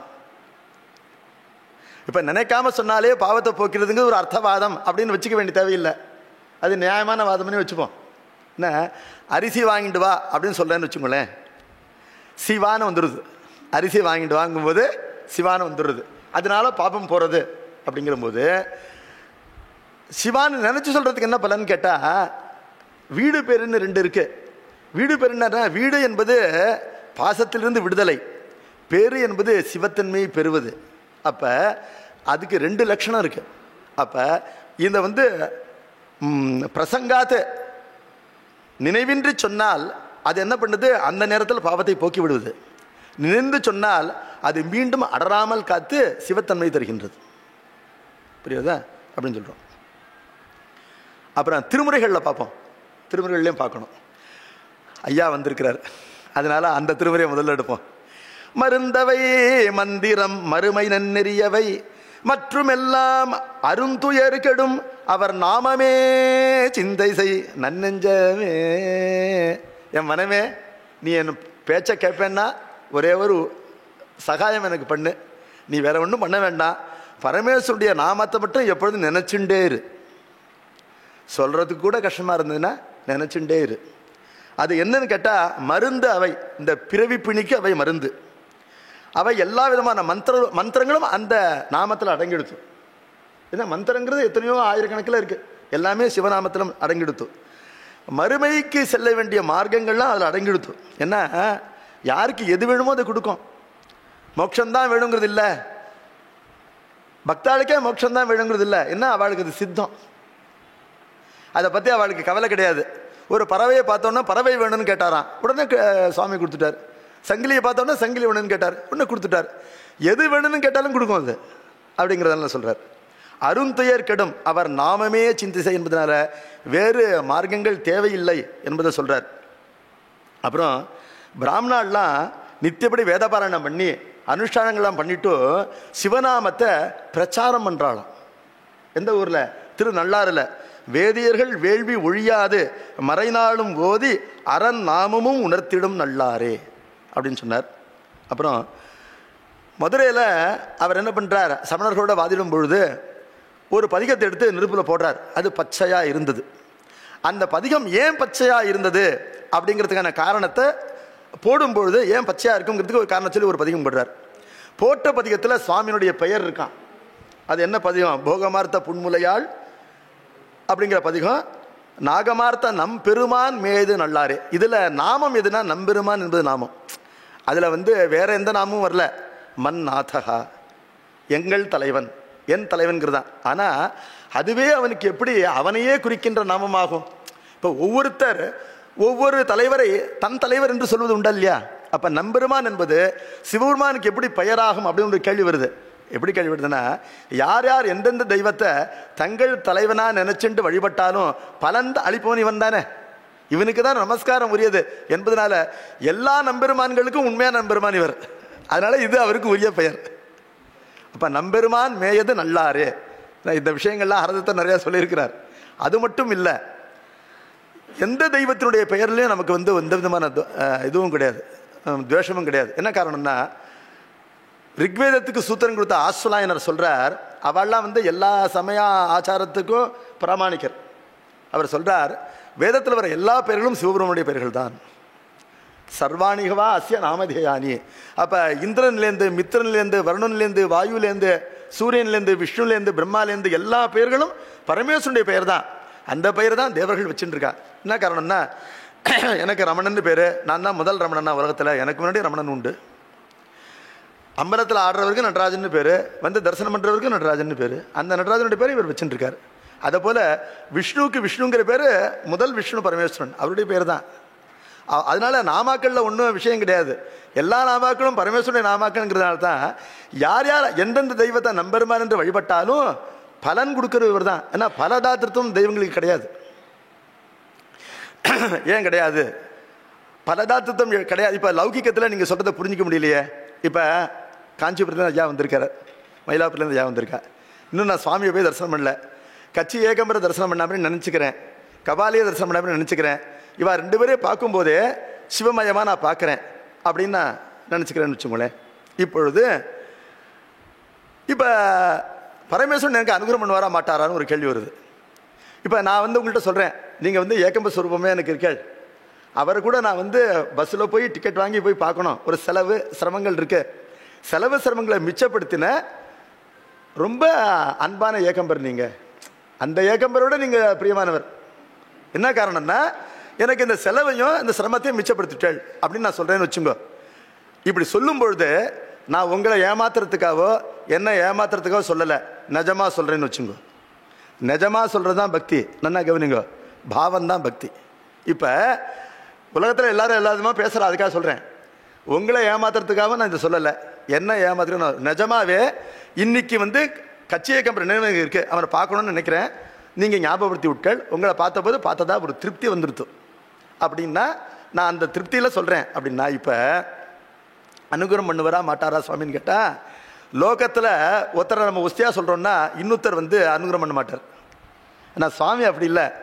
அங்கே காமாட்சி சொல்லுவா, குழந்தை எவ்வளோ வெட்டிலேருந்து நம்மளே நினச்சிட்டு இருக்கான், அனுகிரகம் பண்ணுங்க. இப்போ இவரை நான் ஏகம்பராக பார்த்து நிஜமாக சொன்னதுக்கு அனுகிரகம் பண்ணுறது யாரு? என்ன காரணம்? நம்மளை மறந்தானா? எட்டி இருந்தானோ இல்லையோ, மறந்தானா? மறக்கலையோ இல்லையோ? ஏதோ ஒரு வியாஜத்தில் நம்ம ஞாபகத்தை கொண்டுட்டானா இல்லையா? அவனுக்கு அனுகிரகம் பண்ணாமல் யாருக்கு அனுகிரகம் பண்ண போறேன் அப்படின்னா அருள் கேட்குமா கேட்காதா? சுவாமி என்ன பண்ண, அவர் பராபரன், பராவசன் அர்த்தம், அம்பாளுக்கு அதீனமானவர், கருணைக்கு அதீனமானவர் தான் அவர் என்பதனால அவர் அனுகிரகம் பண்ணுவார் என்பதனால எந்த தெய்வத்தை வணங்கினாலும் நம்மைத்தான் இவ்வாறு வணங்குகின்றான் என்பது அந்த பெருந்தெய்வத்துக்கு தெரியாதா? தெய்வ உணர்ச்சிக்குத்தான் மதிப்பு. எந்த தெய்வத்தை வணங்கினாலும் பெருந்தெய்வம் தான் அருள் பண்றது, அந்தந்த தெய்வங்கள் அருள் செய்யவில்லை என்பதனால நம்பெருமான் என்ற பெயர் ஏன் இந்த ஏடு பச்சையாக இருக்கும்னு சொல்லும்போது சொல்றார், நாதமது எழிலூறு அணைய நல்லாரதம் நாமமே மீ தமது எரியினில் இடில் இவை பழுதிலை மெய்மையே. இந்த நாதத்தினுடைய நாதம் என்பது சுவாமியினுடைய சரீரம், நாதத்தனும் அனிசம் அப்படின்னு தியாகராஜரும் படிக்கிறார். நாதம் என்பது பரமேஸ்வரனுக்கு சரீரம், அதனுடைய ரூபம் சிவநாம, அதனுடைய ஒரு ரூபம். அது அக்னிங்கிறது அவருடைய இன்னொரு சரீரம், இன்னொரு ரூபம். இப்ப இந்த ஏடு அதுல விழுந்த அக்னி என்ன பண்ண போறது? தகிக்க போறது இல்லை. சுவாமி என்ன தன்னை தானே கிழிக்க போறாரா? தன் நாக்க தானே பல்லால கடிச்சுக்க போறாரா? ரெண்டும் அவரே தானே, இதுக்கு ஒன்றும் ஹானி வரப்போறது இல்லையே. அப்ப தத்துவத்தை தெரிஞ்சுன்றதுனால அவர் இந்த காரணத்தை சொல்லி அந்த ஏட்டை போட்ட போது அங்க நாமாவுக்கு இருக்கிற மகிமையினால அது அவருடைய சரீரம்ங்கிறதுனால அப்படியே இருந்தது. அப்புறம் ஞானமே வடிவானவர் ஞானசம்பந்த பெருமான், ஆனா அவரும் என்ன பண்றார், வெளியூர்ல தரிசனம் பண்ணும்போது தோணியப்பரை நினைச்சுட்டு இருக்கார். தோணியப்பர் நினைச்சுக்கும் பொழுது கிளியே நான் எட்டியிருக்கேன், அந்த தோணியப்பருடைய பெயரை ஒரு தடவை எனக்கு சொல்லேன். அப்ப இந்த பிரிவாற்றாமையை பொறுத்து கொள்ள முடியும். சிறையாரும் மடக்கிளியே இங்கே வா, தேனொடுபால் முறையாலே உணர்த்திருவன், மொய்பவள தொடுதரலும் தரளும் துறையாரும் கடல் தோணி புரத்தீசன் துளங்கும் இளம் பிறையாளன் திருநாமம் எனக்கு ஒரு கால் பேசாயே. ஒரு தடவை அவருடைய பெயரை கேட்டா இந்த டிஸ்டன்ஸ் குறையும் அப்படிங்கிறார். அப்ப பேர் என்ன பண்ணுது, நமக்கும் சுவாமிக்கும் இருக்கிற டிஸ்டன்ஸை குறைக்கிறது அப்படின்னு பார்க்கிறோம். அப்புறம் சொல்றார், திருநின்ற செம்மை அப்படிங்கிற தொடரை அப்புறம் தான் முதல்ல கையாளுறார். அவர் கையாண்டதுனாலேயே அந்த அர்த்தத்தை புரிஞ்சுண்டு திருத்தொண்ட தொகையில அவரை பத்தி சொல்லும் போது அதையே சொல்றார் நம்பியாரூர். திருநின்ற செம்மையே செம்மையா கொண்ட திருநாவுக்கரையன்றன் அடியாருக்கு மடியன். திருநின்ற செம்மை என்ன அப்படின்னா ரொம்ப விஸ்தாரமா பேச முடியாது. திரு என்றால் அருள், செம்மை என்றால் சிவம். அதனால்தான் செம்பொருள் என்று சிவனுக்கு பெயர். திரு என்பது அவனை விட்டு பிரியாத அருள். திருநின்ற செம்மை என்பது என்ன, சிவசக்தியாத்மகமான பிரம்ம வஸ்து. எவனொருவன் பரமாத்மாவை சிவசக்தியாத்மகமான வஸ்துன்னு தெரிஞ்சுக்கிறானோ அவன் அந்த பரமாத்மா பத்தின உண்மையான சித்தாந்தத்தை தெரிஞ்சுக்கிறான். அதுதான் திருநின்ற செம்மை. அந்த திருநின்ற செம்மை என்பது எந்த ஒரு நாமாவில் இருக்குன்னு கேட்கும் பொழுது பரமேஸ்வருடைய நாமாக்கள்லயே அத்யுத்தமம் அப்படின்னு சிவரகசியம் சொல்றது. சிவநாமாவை அத்யுத்தமம்னு சொல்றது என்ன காரணம்னா, அந்த நாமாவே சிவசக்தியாத்மகமா இருக்கு. சிகாரம் சுவாமியை சொல்றது, வகாரம் அம்பாளை சொல்றது. சரி, சிகாரம் சுவாமியை சொல்றதுன்னா அதுல அம்பாள் இல்லையான்னு கேட்டா அதுல இகாரமா அம்பாள் இருக்கா. வகாரம் அம்பாளை சொல்றதுங்கிறதால சுவாமி இல்லையான்னு கேட்டா அதுல அகாரமா சுவாமி இருக்கார். அப்ப ஒருத்தன் எனக்கு அம்பாளை பார்க்க மாட்டேன் அப்படின்னு சொல்லிட்டு சுவாமியை மட்டுமே சின்னு சொல்லிட்டு இருந்தான்னா அதுல அம்பாள் இருக்கா. ஒருத்தன் எனக்கு எல்லாமே அம்பாள் தான் அப்படின்னு வான்னு சொல்லிட்டு இருந்தான்னா அதுல சுவாமி இருக்காரு என்பதனால அப்படி அத்வைத சம்பந்தமா அந்த திருநின்ற செம்மையா இருக்கு. அதை அப்புறம் சொல்லும் பொழுது சிவனெனும் ஓசை அல்லது அறையோ உலகில் திருநின்ற செம்மையுள்ளது. பரமாத்ம ஸ்வரூபத்தை விளக்கிற நாமாக்களுக்குள்ள, ஓசை என்பது நாமானங்கிற அர்த்தம், நாமாக்களுக்குள்ள சிவநாமாவை விடவா ஒரு நாம உயர்ந்த நாமாவா இருக்க முடியும்? எல்லா நாமாவும் பரமாத்மாவுடைய நாமாக்கள் நான் சொன்னா கூட அவருடைய தத்துவத்தை போதிக்கிற நாமாக்கள்ல சிவநாமாங்கிறது சர்வோத்கிருஷ்டமான நாமா. அதனால்தான் மாண்டூக்கிய உபநிஷத்துக்கு கூட அர்த்தம் பண்ணும்போது சாந்தம் சிவம் அத்வைத்தம் அப்படின்னு அர்த்தம் பண்ண வருது இல்லையா, மூலம் அப்படி வருது. சாந்தம்ங்கிறதுனால நிஷ்கிரியன்கிறது தெரியறது, நிஷ்கிரியன்கிறதுனால சக்தி ராகித்யம் இல்லை என்பதை போதிக்கணும். நிஷ்கிரியன்கிறதுனால சக்தி ரகிதங்கிற அர்த்தத்துக்கு கூடாது, அதெல்லாம் அர்த்தம் அதுக்கு நிஷ்கிரியனுக்கு. அவர் நிஷ்கலனா இருந்தாலும் நிஷ்கிரியனா இருந்தாலும் சமகாலே சகுணனா இருக்கிறார். அவர் சக்தி துவாரா அவர் எல்லா பஞ்சகிருத்தியும் பண்ணிட்டு தான் இருக்கிறார் என்பதனால சக்தி ராகித்யம் கிடையாதுங்கிறத சர்வைஸ்வரிய சம்பன்னகா அப்படிங்கிற சுத்தி வாக்கியத்தினால தெரிஞ்சுக்கணும். எப்பொழுதுமே அவர் சக்தி சமேதர் தான் என்பதனால நிஷ்கிரிய பதத்து சாந்த பதத்துக்கு அப்புறம் சிவபதத்தை பிரயோகம் பண்ணுறது. சாந்தம்னு சொன்னதுனால சக்தி ராகித்யத்தை கல்பிக்கக்கூடாது. சிவங்கிற பதத்தினால சக்தி எப்பொழுதும் அவர் கூட இருக்காங்கிறத தெரிஞ்சுக்கோ. சக்தி எப்பொழுதும் கூட இருக்கான்னா எப்படி இருக்கா? வெளியிலேருந்து வந்த சக்தியா? ஏன்னா உலகத்தில் பரமேஸ்வரனை தவிர எல்லா வஸ்துக்களுமே சக்தி இருக்கே. சக்தி இல்லாமல் எந்த வஸ்துவும் இல்லையே.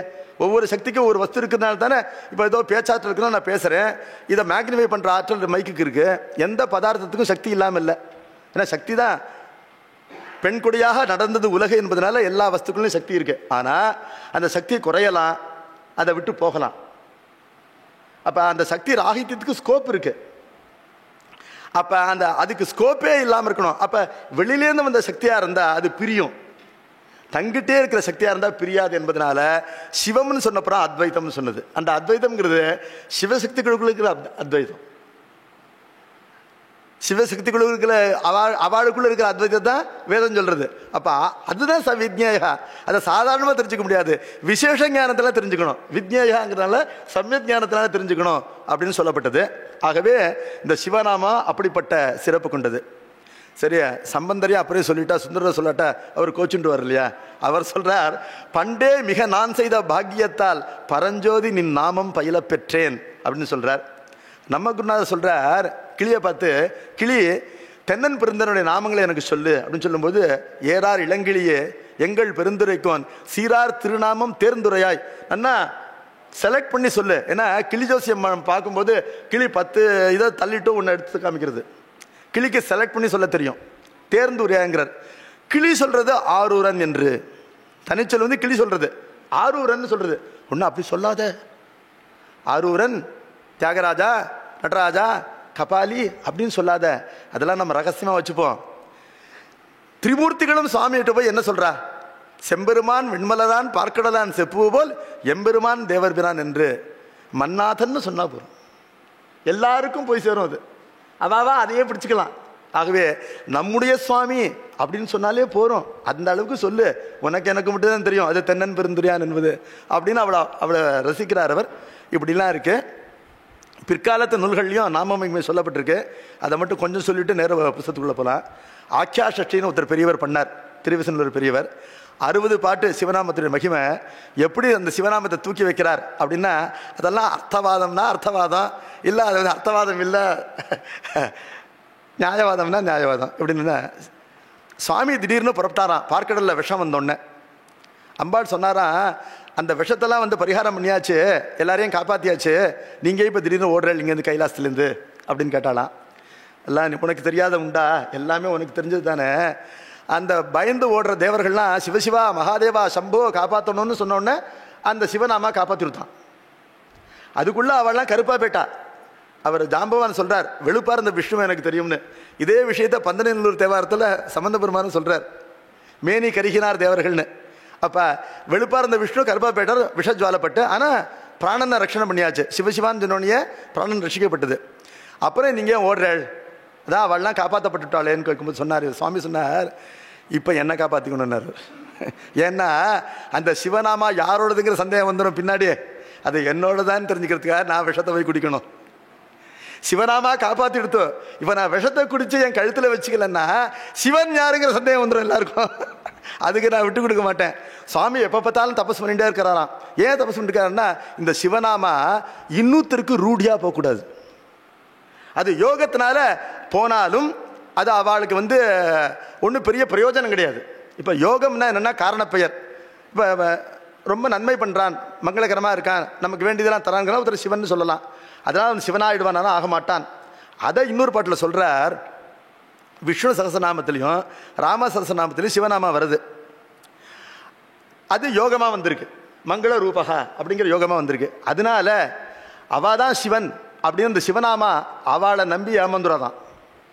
சிவநாமா அவளை நம்பி ஏமாந்துராதான். சிவன் யாருன்னு அதுக்கு தெரியும். ஏன் ஏமாறாதுன்னு கேட்டால், இந்த உலகத்தில் ஸ்ரீரங்கத்தில் போய் சுவாமி தரிசனம் பண்ணிட்டோ, யாராவது நான் வந்து சிவ தரிசனம் பண்ணினேன், எனக்கு அந்த சிவ பாதாரவிந்த அமிர்தத்தை சுவாமி எனக்கு காமிச்சார், அந்த காட்சி காமிச்சார், என் மனசு முழுக்க சிவபக்தி வந்து பொங்கின்னு இருக்கு, நான் சிவபதத்தை தான் விரும்புகிறேன் அப்படின்னு சொல்லி கேள்விப்பட்டிருக்கேடா. கேட்டதில்லை. அப்போ தேவதாந்தரத்தை உபாசிக்கிறவன் அவனே இந்த சிவநாமா அந்த தேவதைகளுக்கு உரியதில்லைங்கிறத நிச்சயமாக நம்புறான். அதுக்கு காரணம் என்னன்னு சொல்றார். இந்த சிவநாமா இன்னொருத்தரை குறிக்கக்கூடாதுன்னு தபஸ் பண்ணிட்டே இருக்காராம். ஏன்னா சுவாமி ஏன் தபஸ் பண்ணிட்டே இருக்கணும்? ஏதோ அம்பாள் கல்யாணம் பண்ணிக்கிறவரையும் தபஸ் பண்ணினாருன்னா நம்பலாம். அம்பாள் கல்யாணம் பண்ணிட்டாளே, அது மட்டும் இல்லை வருஷா வருஷம் கல்யாணம் பண்ணிக்கிறாளே.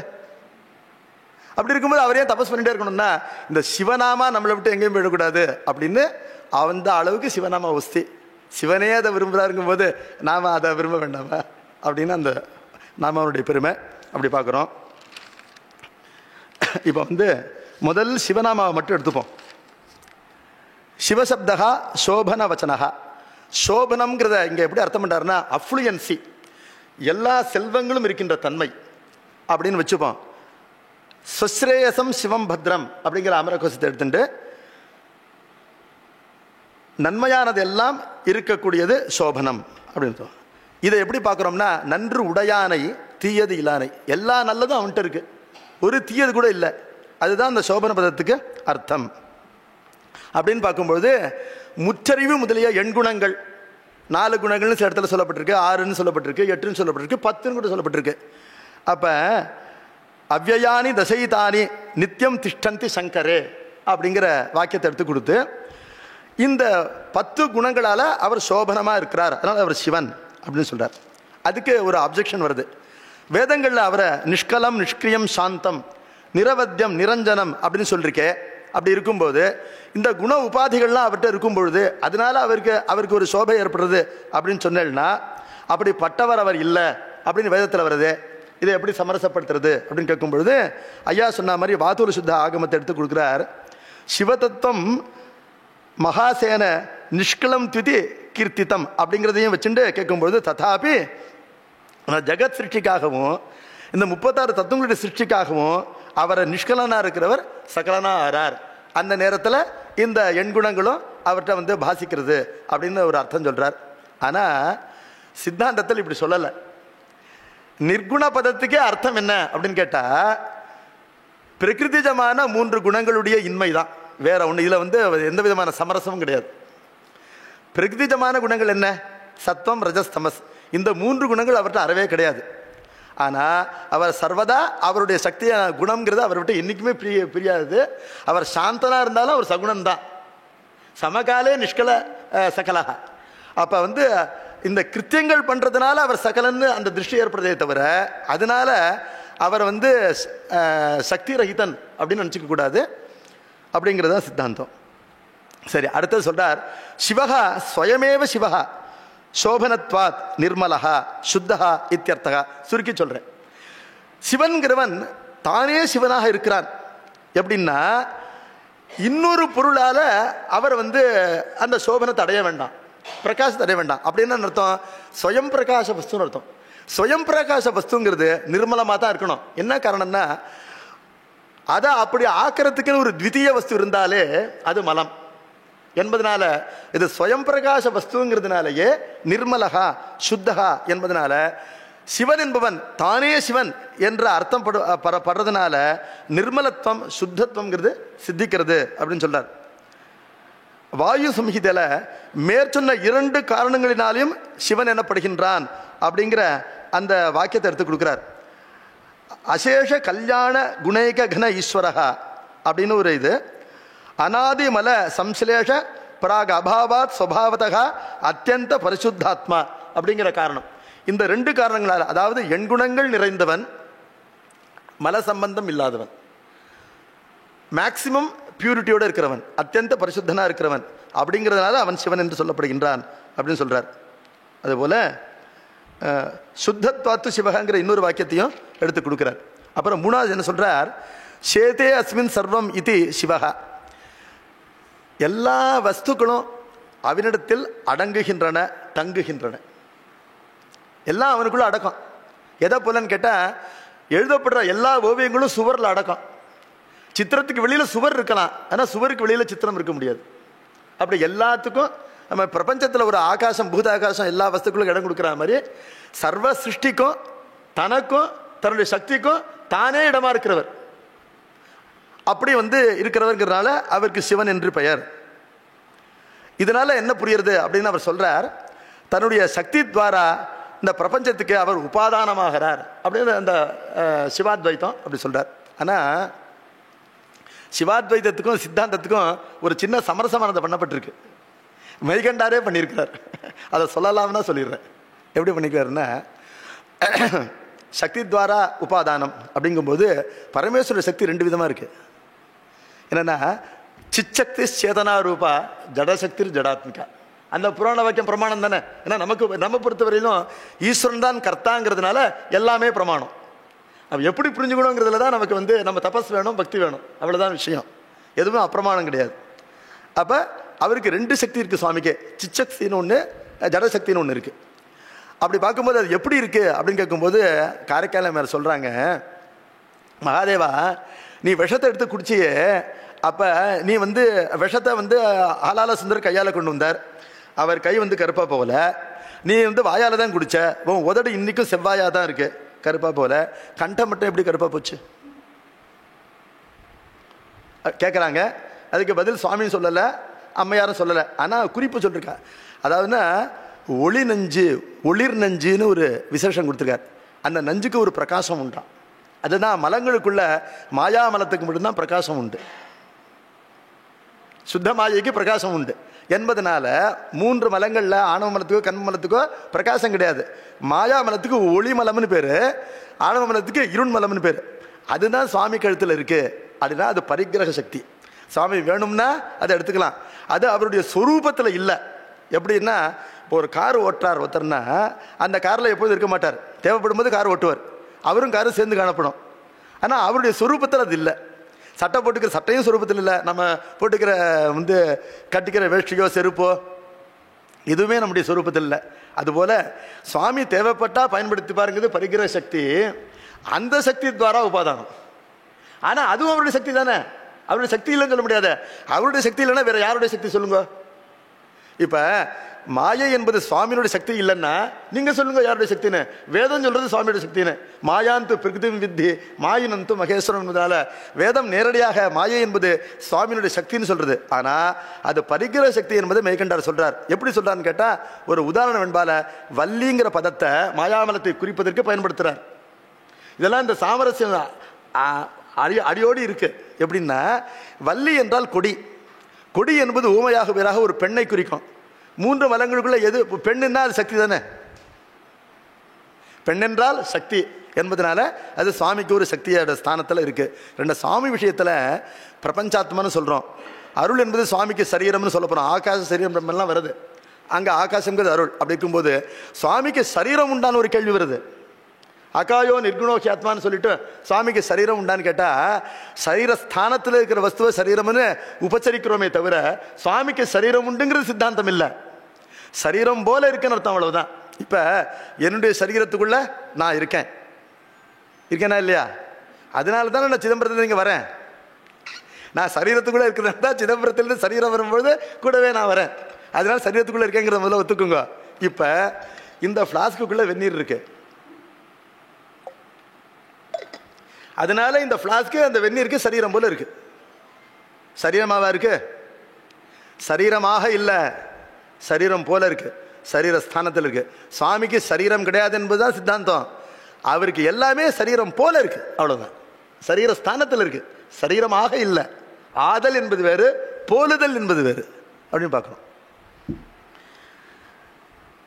ஆகவே அவர் எல்லாத்துக்கும் இருப்பிடமா இருக்காருங்கிறதுனால சிவன். அதுக்கு ஸ்வேதாசுரத்தை எடுத்து கொடுக்கிறார். யோ யோனிம் யோனிம் அதிதிஷ்டதி ஏகா. எல்லா யோனிகளிலும் ஒருவனாக இருந்து கொண்டு அதை பிரேரித்து, அதிஷ்டானம்னா அதிஷ்டிக்கிறதுனா பிரேரிக்கிறது தானே, பிரேரித்து இந்த பிரபஞ்சத்தை அவர் செலுத்துறார் அப்படின்னு பார்க்குறோம். தஸ்மாத் சர்வகத சிவகான்னு அதே உபனிஷத் சொல்றது. எவ்விடத்தும் சென்றவன், நிறைந்தவன் என்பதனால சிவன் என்று வருது. சரி, சுவாமி ஒவ்வொரு யோனிலையும் இருக்காருன்னா அந்தந்த யோனியில ஒவ்வொரு சுவாமி இருக்காருன்னு வச்சுக்கலாமே. அப்படிதானே பார்க்குறோம் பிரபஞ்சத்தில். மாடுக்கு கண்ணுக்குட்டி பிறக்கிறது, அதுக்கு அது குழந்தை பிறக்கிறதுங்கிற மாதிரி. அப்படி இருக்கும்போது ஏகஹாங்கிற சப்தத்தினால சுவாமி ஒத்தந்தான் அப்படின்னு வேதமான சொல்லிடுத்து அப்படிங்கிறார். அப்புறம் சாமியதீதி சிவகாங்கிறதுனால அவருடைய நிர்விகாரத்துவம் சொல்லப்படுறது. அவர்கிட்ட விகாரங்களே இல்லை என்பதனால அவருக்கு சிவன் என்று பெயர். வஷ்டீதி சிவகா வச காந்தோ அப்படின்னு சொல்லிட்டு சொல்கிறார். சம்ஸ்கிருதத்தில் சிம்ஹங்கிற மூலத்திலேருந்து ஹிம்சங்கிற மூலத்தில் சிம்மங்கிறது வருது. பஷ்யகா கஷ்யபகா அப்படிலாம் வருது, அப்படி தானே வருதுங்கிறதுனால சர்வம் வசங்கரோதீதி சிவகான்னு இருக்கு. அப்போ சர்வசிய வசின்னு வேதத்தில் இருக்கு. அப்போ சுவாமி எல்லா உயிர்களும் தன்பால் ஈர்க்கிறார். அதனால வச அப்படிங்கிற சப்தம் சிவன்னு எழுத்து மாதிரி எடுத்து, அவ்வளவுதான். எல்லா உயிர்களும் தன்பால் இருக்கிறார். இப்போ அவர்பால் ஈடுபடுவரே ஈர்ப்பார், மற்றவர்களை என்ன செய்வார்னு கேட்டால் ஏமாற்றி ஈர்த்துருவாராம். இப்போ ராஜுக்கு சுவாமியை பிடிச்சிருக்குன்னா ஈஸியாக இழுத்துருவார், இன்னொருத்தருக்கு சுவாமியை பிடிக்கலன்னா ஏமாற்றி இழுத்துருவார். ஆனால் எல்லாரும் இழுத்துருவார்னு சொல்கிறார். அன்பர்க்கு மெய்யானை அல்லாதாருக்கு அல்லாத வேதியனை, வேதியன்னா ரியாக்ட் பண்ணுறவன் அர்த்தம். அவர் ஏதாவது ரியாக்ட் பண்ணி அவன் தன்பால் ஈர்த்து விடுவார் என்பதனால எல்லா உயிர்களையும் தன்பால் ஈர்ப்பவன் என்பதனால அவருக்கு சிவன் பேர். வஷ்டி லோகிதம் இது சிவகா, அதாவது உலகத்தினுடைய நன்மையையே அவன் தரிக்கிறான் அப்படிங்கிற அவன் சிவன். அதாவது உலகத்துக்கு நன்மை தான் செய்வாரான். அவர் என்றைக்குமே கெடுதல் செய்ய மாட்டார். அதாவது கோழி மிதிச்சு குஞ்சு சாகாது, குஞ்சு மிதிச்சு கோழி சாகலாம், கோழி மிதிச்சு குஞ்சு சாகுமோ? சுவாமினால உயிர்களுக்கு எந்த துன்பமும் இல்லை. அதான் நன்றுடையானை தீயது இல்லானை. அவர் எல்லாம் எப்பயுமே நன்மை தான் செய்வார். அது அவர் பர்த்தாவா இருக்கார் உலகத்துக்கு அப்படின்னு சொல்றார். பர்த்தானா கணவன், இந்த குடும்பத்தை தாங்கிறவன். சொல்றார், முத்தா முக்தி தரவல்ல முகிழ்மென் முலையாள் உமைபங்கா பக்தா பக்தர் பலர் போற்றும் பரமா என்கும்பொழுது பர்த்தா உலகத்தை தாங்குபவனே என்று கேட்கிறார். சிவம் மங்களம் கரோதீதி சிவஹா அப்படின்னா சிவன் சிவத்தன்மை தருவதால் சிவன். இது எப்படி அர்த்தம் பண்ண, ரொம்ப அழகான அர்த்தம். இது என்ன காரணம்னா வேதத்தில் என்ன வருது, சிவ ஏகோத்தியகா, சிவன் ஒருவனே தியானிக்கத்தக்கவன். அதுக்கு காரணம் சொல்றது சிவம் கரஹா, அவன் சிவத்தன்மையை செய்கின்றான். அப்பொழுது சிவ சப்தத்திலேயே சிவத்தன்மை செய்வன்கிற பொருள் இருக்கு, அதுக்காக இன்னொரு சப்தம் வேண்டாம் அப்படிங்கிறது வியாக்கியானம். சிவன் சொன்னாலே சிவத்தன்மை அளிப்பவன். இது ரொம்ப அருமையான வியாக்கியானம். என்னன்னா, இப்ப கணவன் மனைவிக்கு இன்பத்தை அளிக்கலாம், கணவனாகின்ற தன்மை அளிக்க முடியாது. மனைவி கணவனுக்கு இன்பத்தை அளிக்கலாம், மனைவி என்ற தன்மை அளிக்க முடியாது. அப்படின்னா தனக்குத்தானே கணவனா இருக்கலாம், தனக்குத்தானே மனைவியா இருக்கலாம். தகப்பன் பிள்ளைக்கு தகப்பனா இருக்கலாம், பிள்ளை பிள்ளையா இருந்து தகப்பனுக்கு ஆனந்தத்தை அளிக்கலாம், ஆனா தகப்பனை பிள்ளையாக ஆக்க முடியாது. அப்படி இருக்கும்போது சிவன் தன்னை சார்ந்தாரை தானாகவே செய்வோம் என்பதனால சிவங்கரன். அதுதான் சிவநாமாவுடைய சிறப்பு. இந்த நாமா யாருக்கு இருக்கோ அவர்தான் தன்னை தர வல்லவர். இப்ப நான் என்ன உங்களுக்கு தர முடியாது, நீங்க உங்களை எனக்கு தர முடியாது. அதிகபட்சம் அதை விட கீழான விஷயங்களை தரலாம். எதெல்லாம் நீங்க டிஸ்பென்ஸ் பண்ணலாமோ அதெல்லாம் நீங்க பண்ணுவேன். உங்களுடைய இது செல்ல வேணா கொடுக்கலாம், கேட்கல சொல்றேன், ஆனா உங்களை கொடுக்க முடியாது. சுவாமி முத்தர் தான் தன்னையே தரக்கூடியவர் என்பதனால இதை எப்படி தெரிஞ்சுக்கணும்னா, ரசோவை சகா ரசகியேவ லப்த்வா ஆனந்தி பவதி, ஏவாயம் லப்த்வா ஆனந்தி பவதி. அவன் இன்பமே வடிவானவன், அவனை அடைந்து இவனும் இன்ப வடிவாகின்றான். ஆனந்த கூத்தன் அருள்வெறில் நாம் அவ்வனமே ஆனந்தமாகி நின்று ஆடாமோ தோணோக்கம். கூத்தன் மட்டும்தான் தன்னையே தருபவன், ஆனந்த வடிவனாக இருப்பவன். அப்படிங்கிறதால சிவன் சேர்வார்தாமே தானாக செய்பவன், சம்பந்த பெருமானுடைய வாக்கு என்பதனால் சிவன். சிவன் என்ற சொல்லுக்கு தன்னையே தருபவன், சிவன் என்பவன் சிவத்தன்மையே அளிப்பவன் அப்படிங்கிற பொருள். சரி, சர்வ சமத்வாத் சிவகா, எல்லாருக்கும் பொதுவாக இருக்கிறார். அவருக்கு வேண்டியவர்கள் வேண்டாதவர்கள்லாம் கிடையாது, எல்லா இடத்திலும் நிறைந்திருக்கிறார்.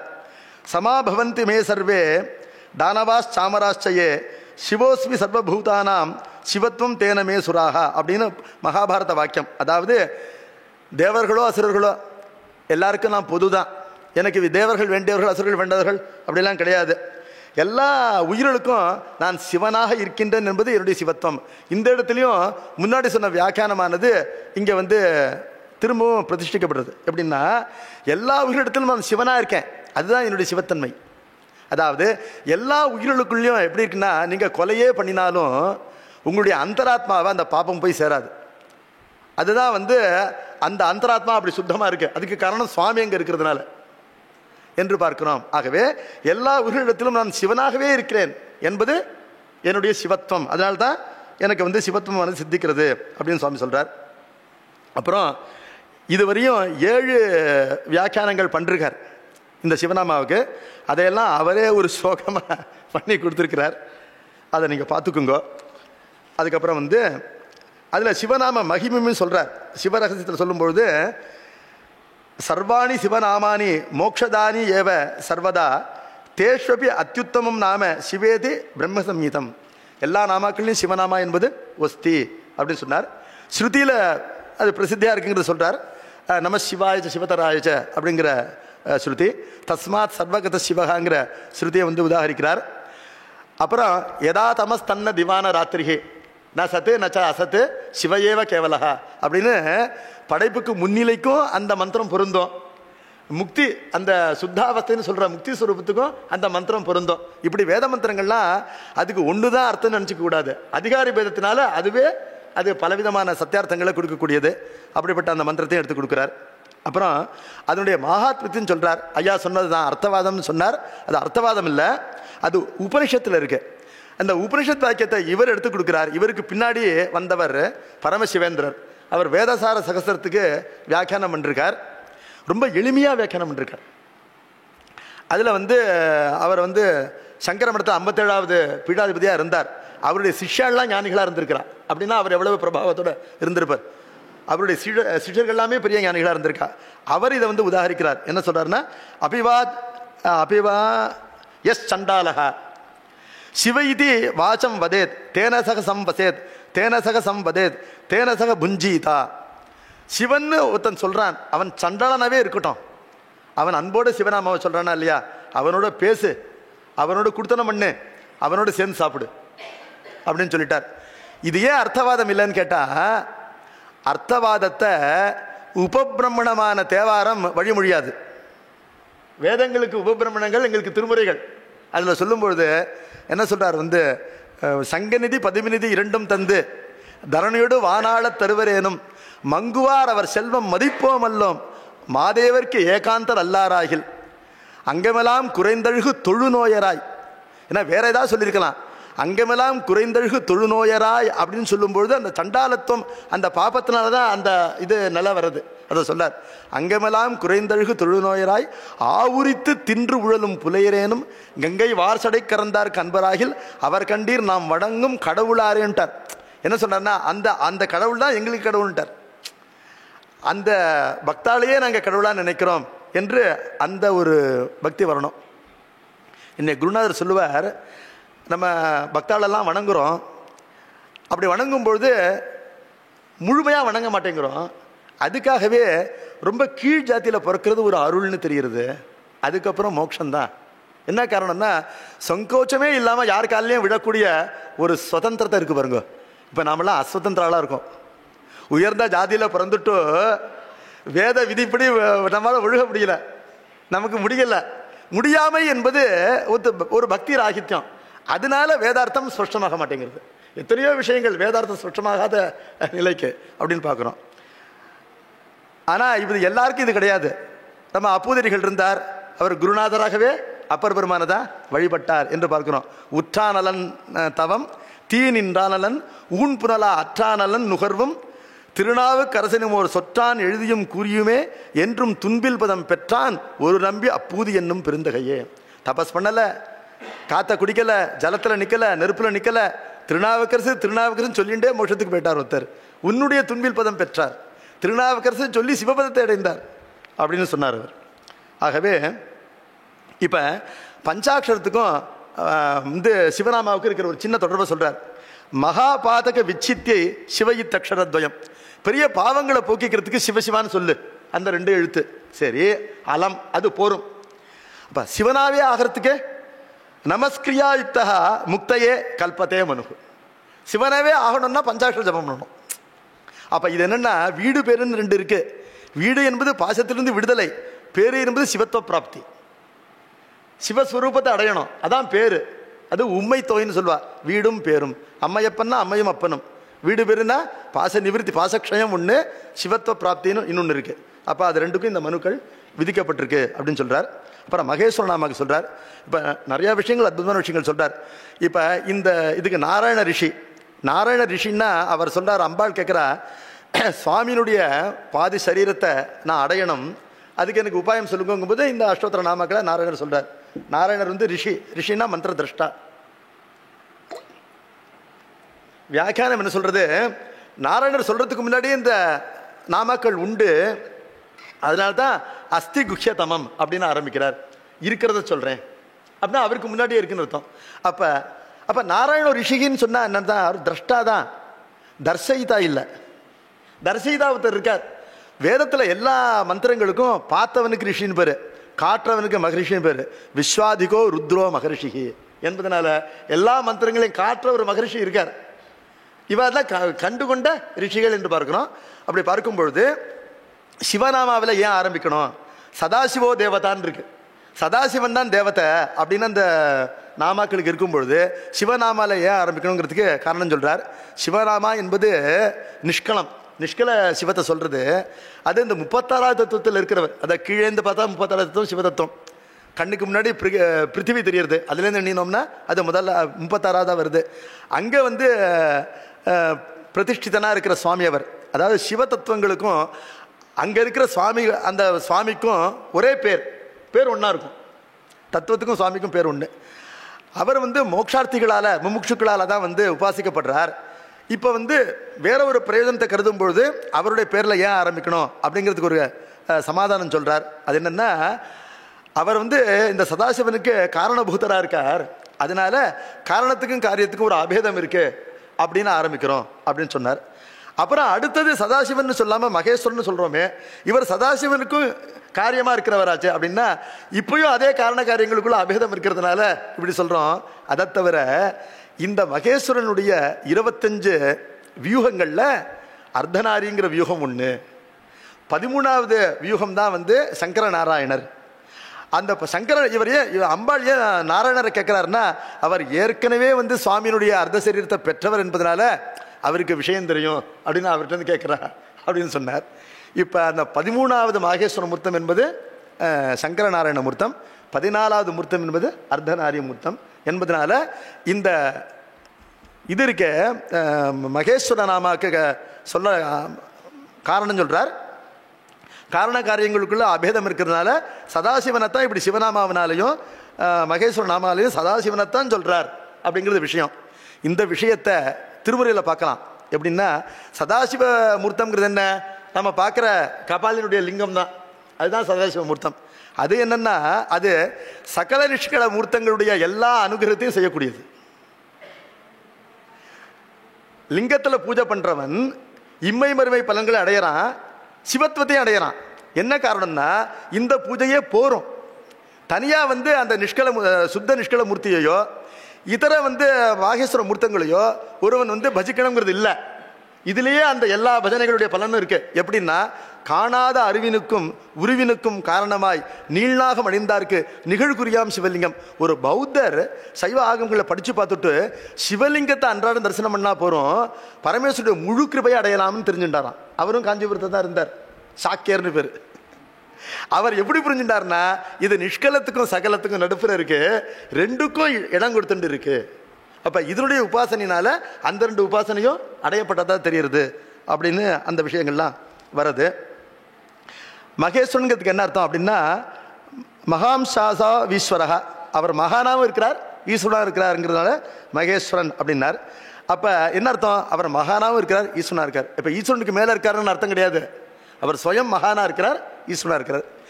ஈஸ்வரன், மகேஸ்வரன், பரமேஸ்வரன், சர்வேஸ்வரன்ங்கிறதெல்லாம் ஒரே தேவதை தான் குறிக்கிறது. அதெல்லாம் சித்தாந்தப்படுத்தியிருக்கா. இது தனித்தனி தேவதைகள் கிடையாதுங்கிறதெல்லாம் ஹரதர் சித்தாந்தம் பண்ணியிருக்கார். அதுல ஐஸ்வர்ய சம்பன்னகா ஈஸ்வரகா அப்படின்னு தெரிஞ்சுக்கணும். அதாவது ஐஸ்வர்ய சம்பன்னங்கிறதுனால ஈஸ்வரன் இப்படி பார்க்கணும். ஈஸ்வரன் இது ஈசாவாஸ்யம் இதம் சர்வம்ங்கிறதுனால இதுக்கு ஐஸ்வர்யம்னு பேரு, அப்படியும் பார்க்கலாம். ஆனா வந்து ஐஸ்வர்ய சம்பனா ஈஸ்வரகா, சர்வைஸ்வர்ய சம்பனகா சர்வேஸ்வரகா, தேயகா சர்வைஸ்வர்ய சம்பன்னகா சர்வேஸ்வரா சம்புகு அப்படிங்கிற அந்த அதர்வசிக்கை எடுத்து கொடுத்து, அதனாலேயே மகேஸ்வர நாமபக்ஷத்தில் பாரதம் என்ன சொல்றதுன்னா, மகேஸ்வரஸ்ச பூதானாம் மகதாம் ஈஸ்வர்ச்ச சகா சேந்திராதிஷுச்ச தேவேஷு தஸ்ய ஐஸ்வர்யம் உச்சதே. அதாவது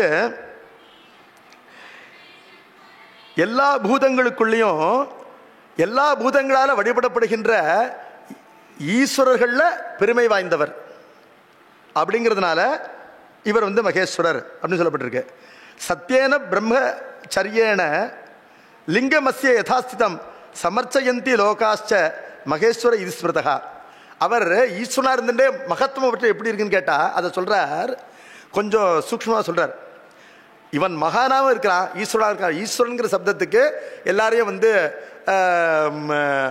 சொத்தா கொண்டவன் சுவாமி, எல்லாரையும் செலுத்துறவன், இப்படிப்பட்ட அர்த்தங்கள் இருக்கு. அவன் மகானா இருந்து ஈஸ்வரனா இருக்கிறது எப்படி தெரியுதுன்னா, கண்ணுக்கு ஏத்தாமல் இருக்கிற ஒரு லிங்கத்தில் அர்ச்சனை பண்ணுறதுனாலேயே உலகம் முழுக்க மேலான பலன்களை அடைகிறது. அந்த காரணத்தினால அந்த மகத்துவம் தெரியுது. திரும்ப இது சதாசிவ தத்துவத்தினுடைய மகத்துவம் தான். இவர் மகேஸ்வரன் ஏன் சொல்லப்படுறாருன்னா, ஒன்றும் பெரிய கஷ்டங்கள்லாம் இல்லை. அதுவும் சாக்கியநாராயண புராணத்தில் பார்க்கும்போது சிவலிங்க தரிசனத்தினால மோட்சம்னு இருக்கும் பொழுது அதுக்காக ஏகாம்பரேஸ்வரர் கோயிலில் போய் தரிசனம் பண்ணுங்கிறது இல்லை. ஆற்றுக்கு பக்கத்தாக இருக்க கோயிலே தரிசனம் பண்ணால் போகிறோம். சில பேர் இந்த ரசலிங்கம், இந்த லிங்கம், பானலிங்கம், அந்த லிங்கம், இந்த எந்த லிங்கம் வாங்கிறது அப்படின்லாம், ஸ்பட்டிக லிங்கம், அதில் எந்த லிங்கமாக இருந்தாலும் அதே பலன் தான். அப்போ யதாஸ்திதம்ங்கிறதுக்கு அர்த்தம் பண்ணுறார். ஒரு பாமரன் கண்ணில் பார்க்குற ஒரு லிங்கத்தை சுவாமிங்கிற எண்ணத்தில் அவன் அர்ச்சனை பண்ணி மோட்சத்தை அடைஞ்சுடுறான் என்பதனால அந்த மகத்துவம் தெரியுது. அதனால அவன் மகானாகவும் ஈஸ்வரனாகவும் இருக்கிறான் அப்படின்னு சொன்னார்.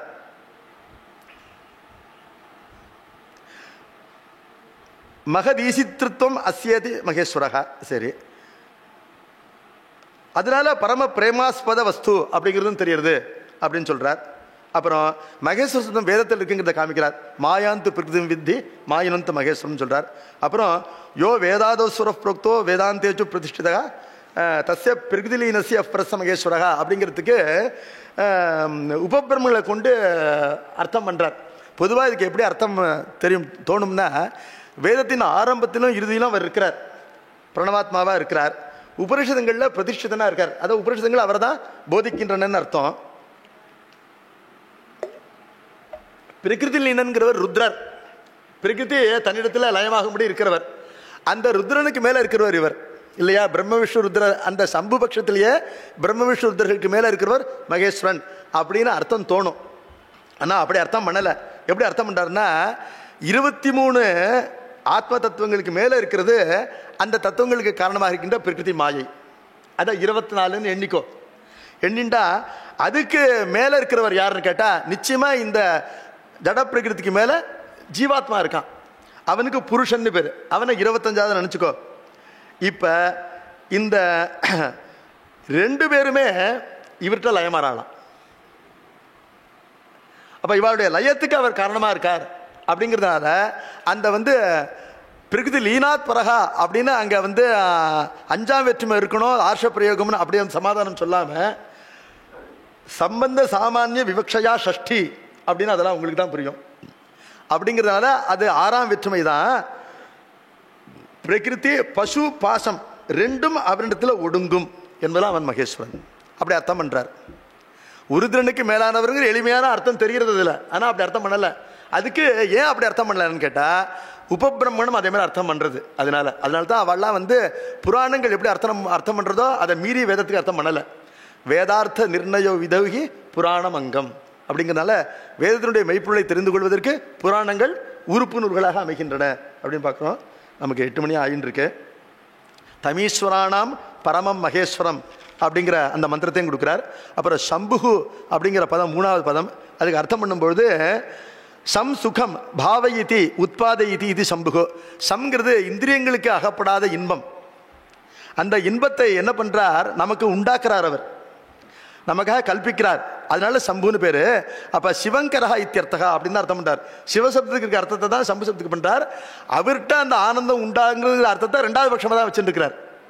அப்போ ஆனந்தயதி இன்பம் அளிப்பவன், இன்புறுத்துபவன் அப்படிங்கிறத முதல் அர்த்தமாக வச்சுண்டு அவன் எப்படி இன்புறுத்த முடியும்? அவனே இன்ப வடிவமாக இல்லாமல் அந்த இன்பம் அவனிடத்திலே ஊற வேண்டும். அப்படி இல்லாமல் இன்புறுத்த முடியாது. எப்படின்னா, காப்பிக்கோ டீக்கோ இனிப்பு குறையிறதுன்னா இன்னொரு ஸ்வீட் இருக்கு, லட்டு ஜாங்கிரி, அதை அவன் யூஸ் பண்ண முடியாது. இனிப்பே தன் வடிவமாக இருக்கின்ற சர்க்கரையை யூஸ் பண்ணலாம். அப்போ எது இனிப்பினுடைய காரியமோ அது இன்னொன்ற இனிப்பாக ஆக்காது. எது இனிப்பே தன் சொரூபமாக இருக்கிற காரண வஸ்துவோ அதுதான் அந்த இனிப்பை தர முடியும்.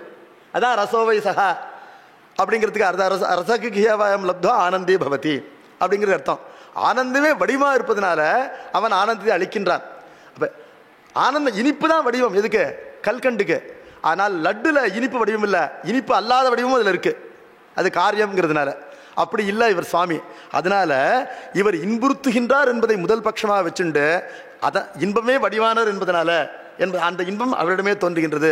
அதை திருமுறையில் பார்க்கும்போது சென்றடையாத திருவுடையானை, திருங்கிறது அவருடைய ஆனந்த சக்தி, அது வெளியிலேருந்து வரல.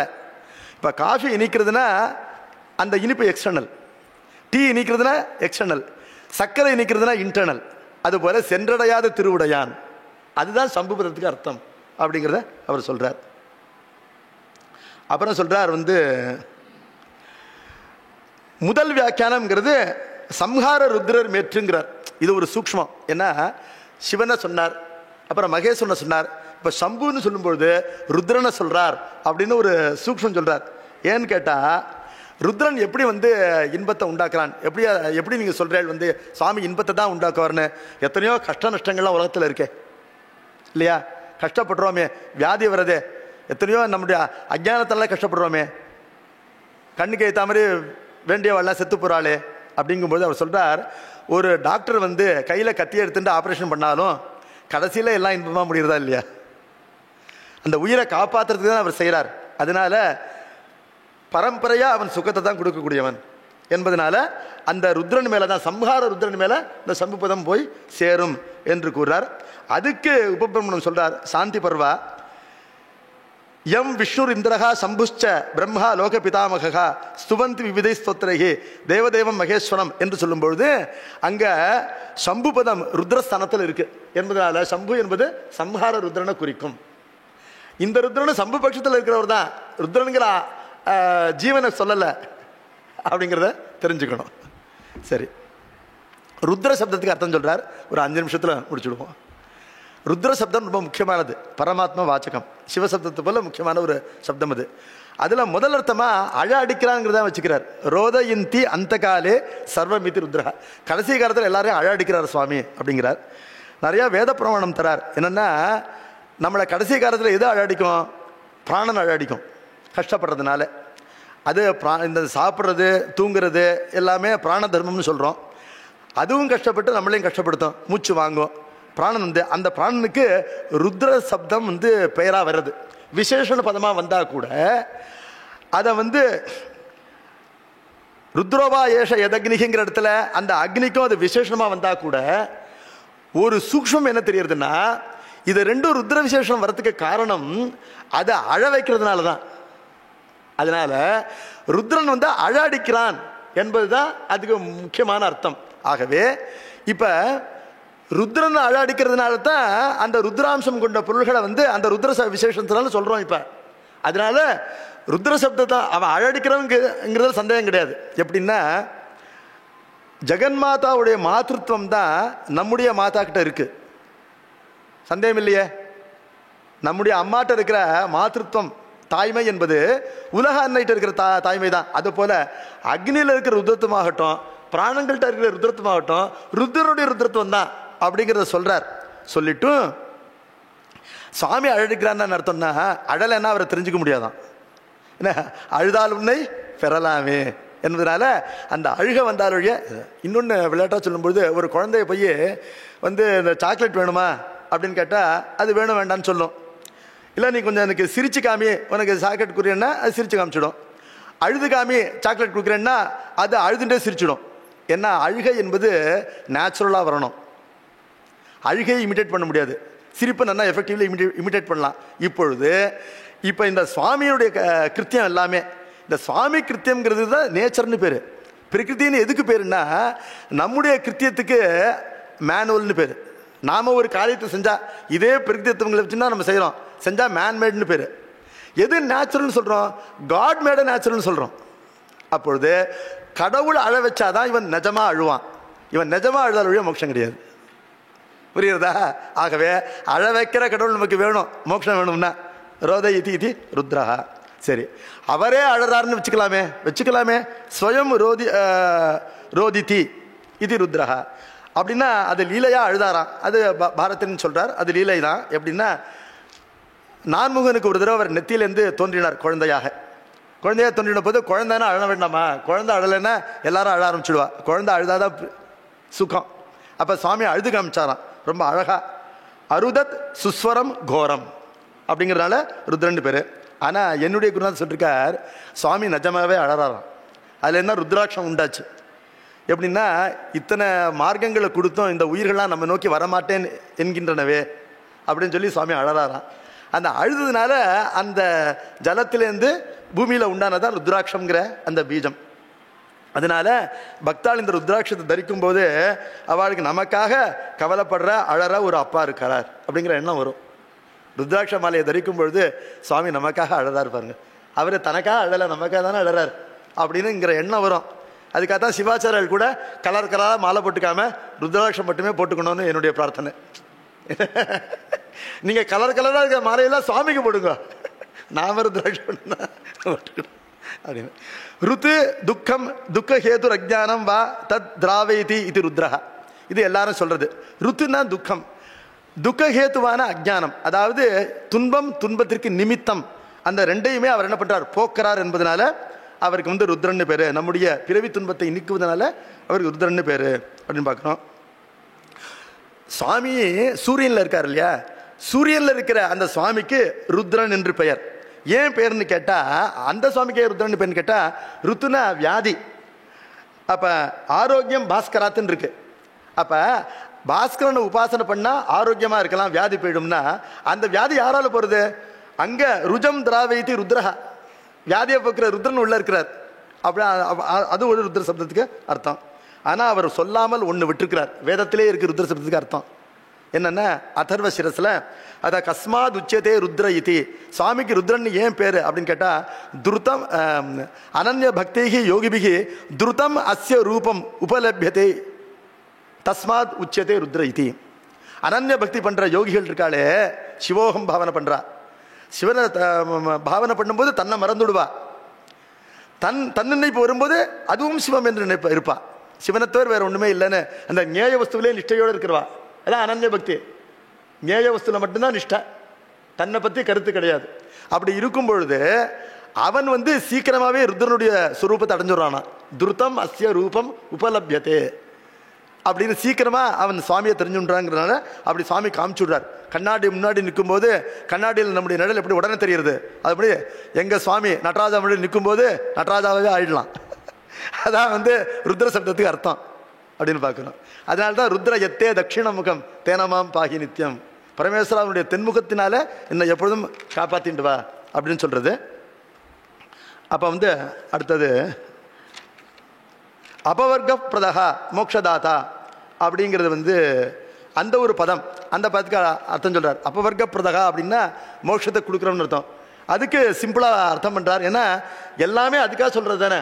சொல்லும்போது யதா சர்மவத் ஆகாசம் வேஷ்டயிஷ்யந்தி மாணவாக ததா சிவம் அவிஜ்ஞாய துக்கசாந்தோ பவிஷ்யதி மாணவக அப்படி. அதாவது ஆகாசத்தையே ஆடையாக கட்டிக்கொள்ள முடியும்னா பரமேஸ்வரனை தெரிஞ்சுக்காம பிறவி துயரத்தை நீக்கிக் கொள்ளலாம் அப்படின்னு அர்த்தம்.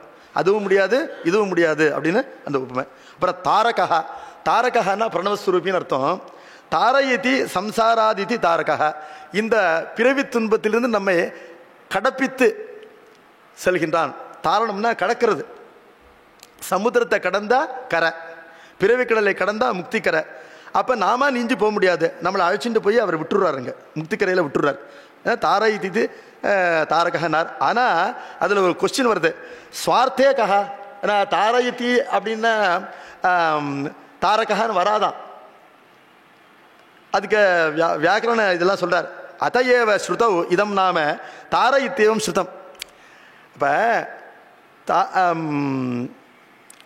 ஸ்வார்த்தே எப்படி இது வரும், தாரயதி இது தாரகான்னு எப்படி வரும் அப்படின்னு கேட்கும்போது கேட்டுண்டு, அதனால தான் அவருக்கு தாரன் என்பதுதான் பெயர், அதனுடைய ரூபாந்தரம் தான் தாரக சப்தம் அப்படின்னு சொல்லிட்டு தாரன் ஏன் பேர், அந்த பேர் வந்து வேதத்தில் இருக்கு.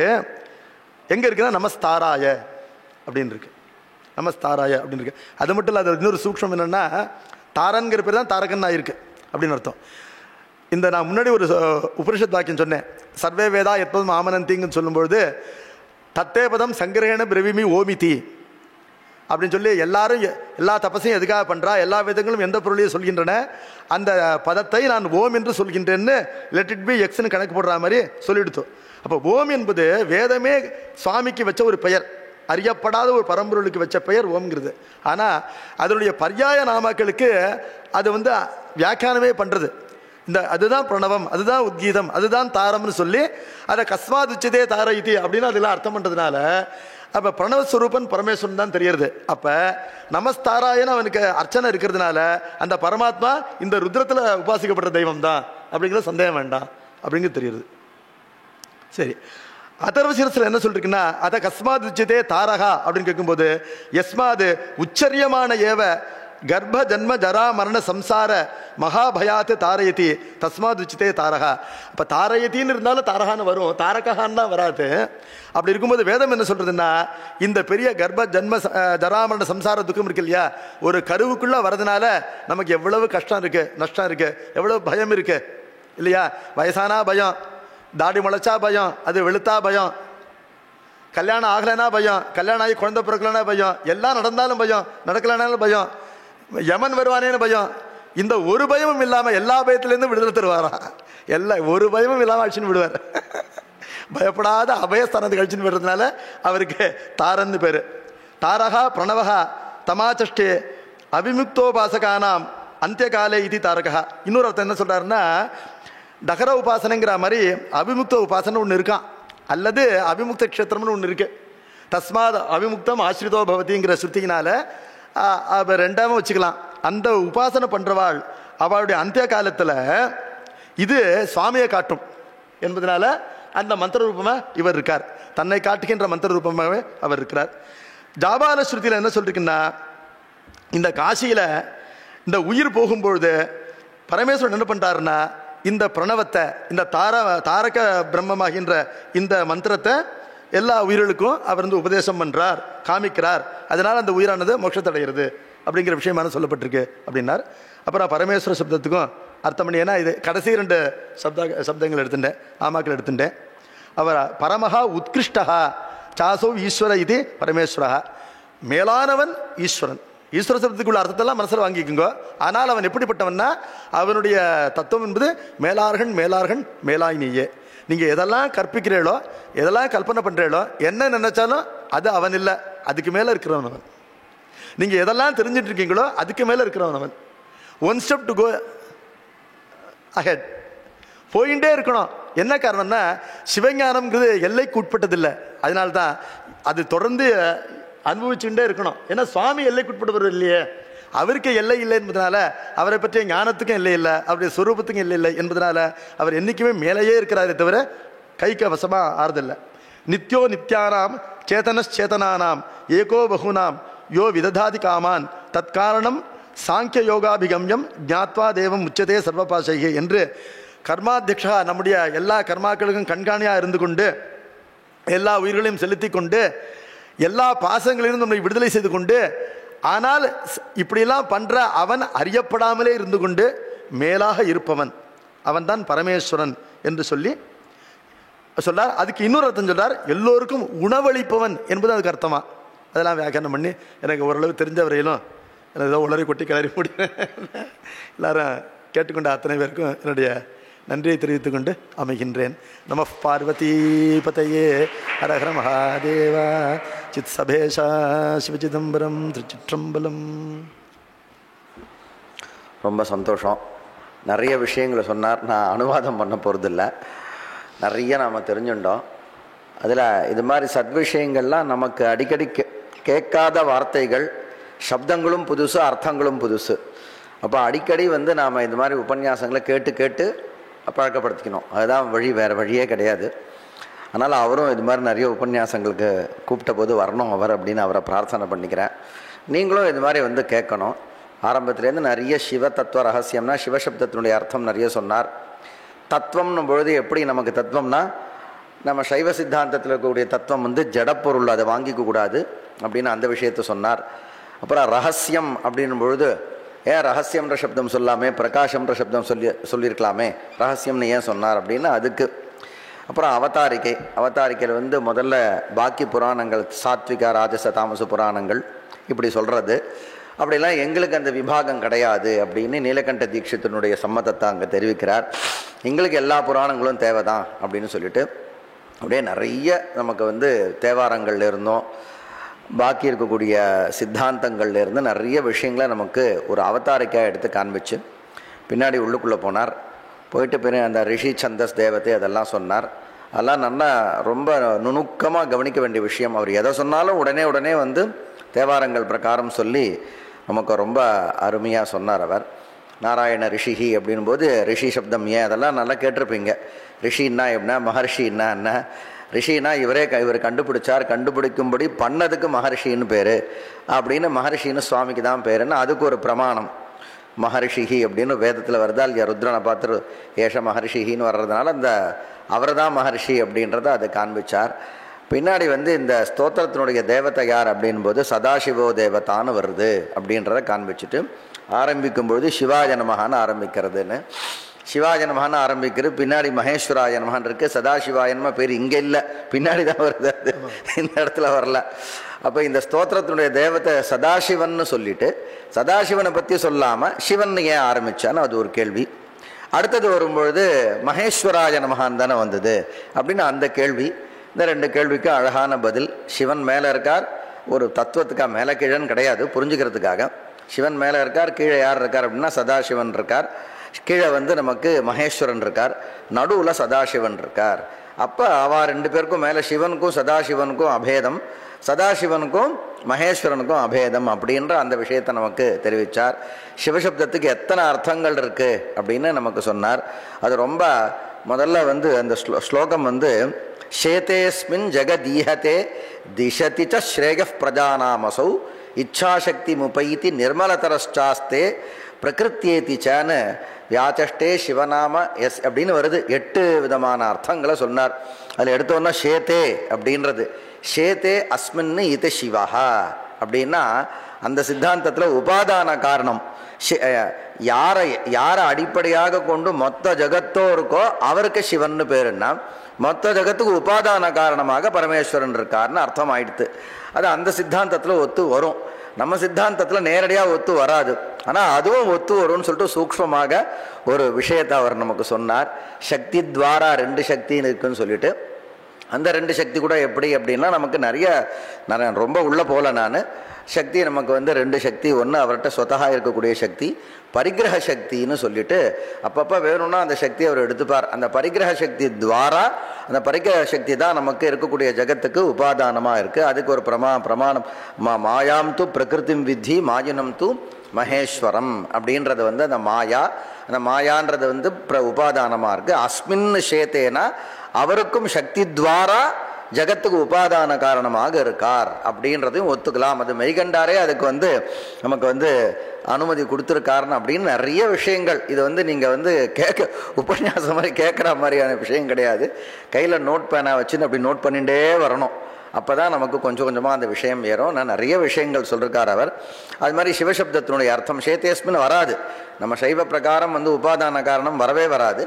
ஆனால் அது வர்றதுக்கான ஒரு இது அழகாக கொடுத்தார். அது மாதிரி பின்னாடி வஷ்டி சிவம்ன்ற சப்தத்துக்கே ஸ்வதஹா சுத்தத்வம் நிறைய சொன்னார் அவர், இது பண்ணல.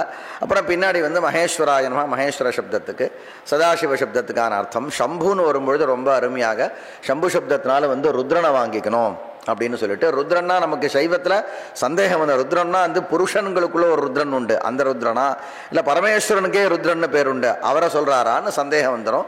இந்த இடத்துல சம்பு சப்தத்தினால சொல்லக்கூடிய ருத்ரன் பரமேஸ்வரனை தான் சொல்கிறாருன்னு சொல்லிட்டு அது நமக்கு பிரகிருதி தத்துவத்தை எடுத்துண்டு, அது மாதிரி அந்த இடம் ரொம்ப சகுணமாக இருந்தாலும் சுவாமியை நம்ம பிரகாரத்தில் நிர்குணமாக இருந்தாலும் சகுணமாக தான் இருப்பார்னு அந்த இடம் ரொம்ப நன்னா இருந்தது. எல்லா இடமும் நன்னா இருந்தது. சுவாமி சைவத்தில் நிர்குணமாக இருந்தாலும் கூட அங்கேயும் அவருக்கு சகுணம் தான். அப்படின்னா குணசப்தங்கள்னால பாக்கி சாஸ்திரங்களில் சொல்லக்கூடிய சத்வரஜஸ்தமோ குணங்களை வாங்கிக்க கூடாது. பாக்கி இருக்கக்கூடிய கல்யாண குணங்கள் எல்லாம் வாங்கிக்கணும். அந்த குணங்கள் பல விதம் இருக்கு.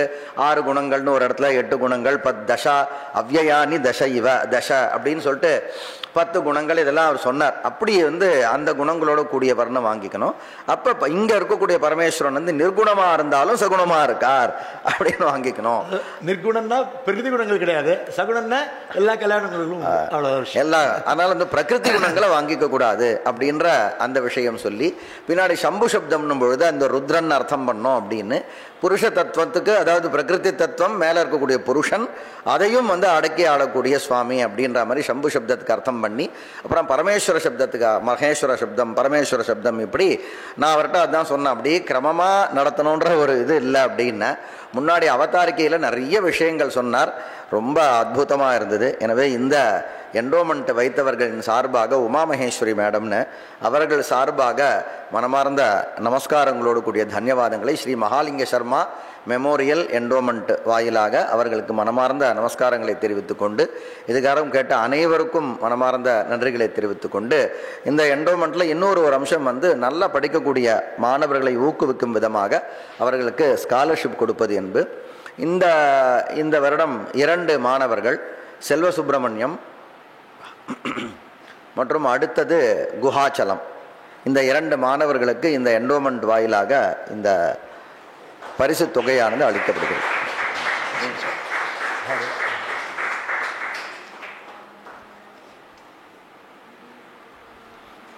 குஹாச்சலம் வியாக்கரணம் படிக்கிறான் இந்த பையன், வியாக்கரண சாஸ்திரம், ஜோதிஷம் படிக்கிறான்.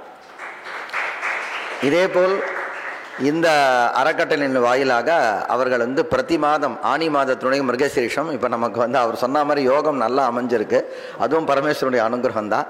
அவருடைய பேச்சை நம்ம பார்த்தா எல்லாம் கலந்துருக்கும். பக்தி, அது மாதிரி நமக்கு இது தேவாரங்களில் இருக்கக்கூடிய, தமிழில் இருக்கக்கூடிய பற்று எல்லாமே கலந்து ஒரு யதார்த்தமான வாஸ்தவமான ஒரு உபன்யாசத்தை நமக்கு தந்திருக்கிறார். அவருக்கு மனமார்ந்த நன்றிகளை தெரிவித்துக் கொண்டு அவருக்கு கலாசாலையின் சார்பாக இந்த மரியாதையானது செய்யப்படுகிறது.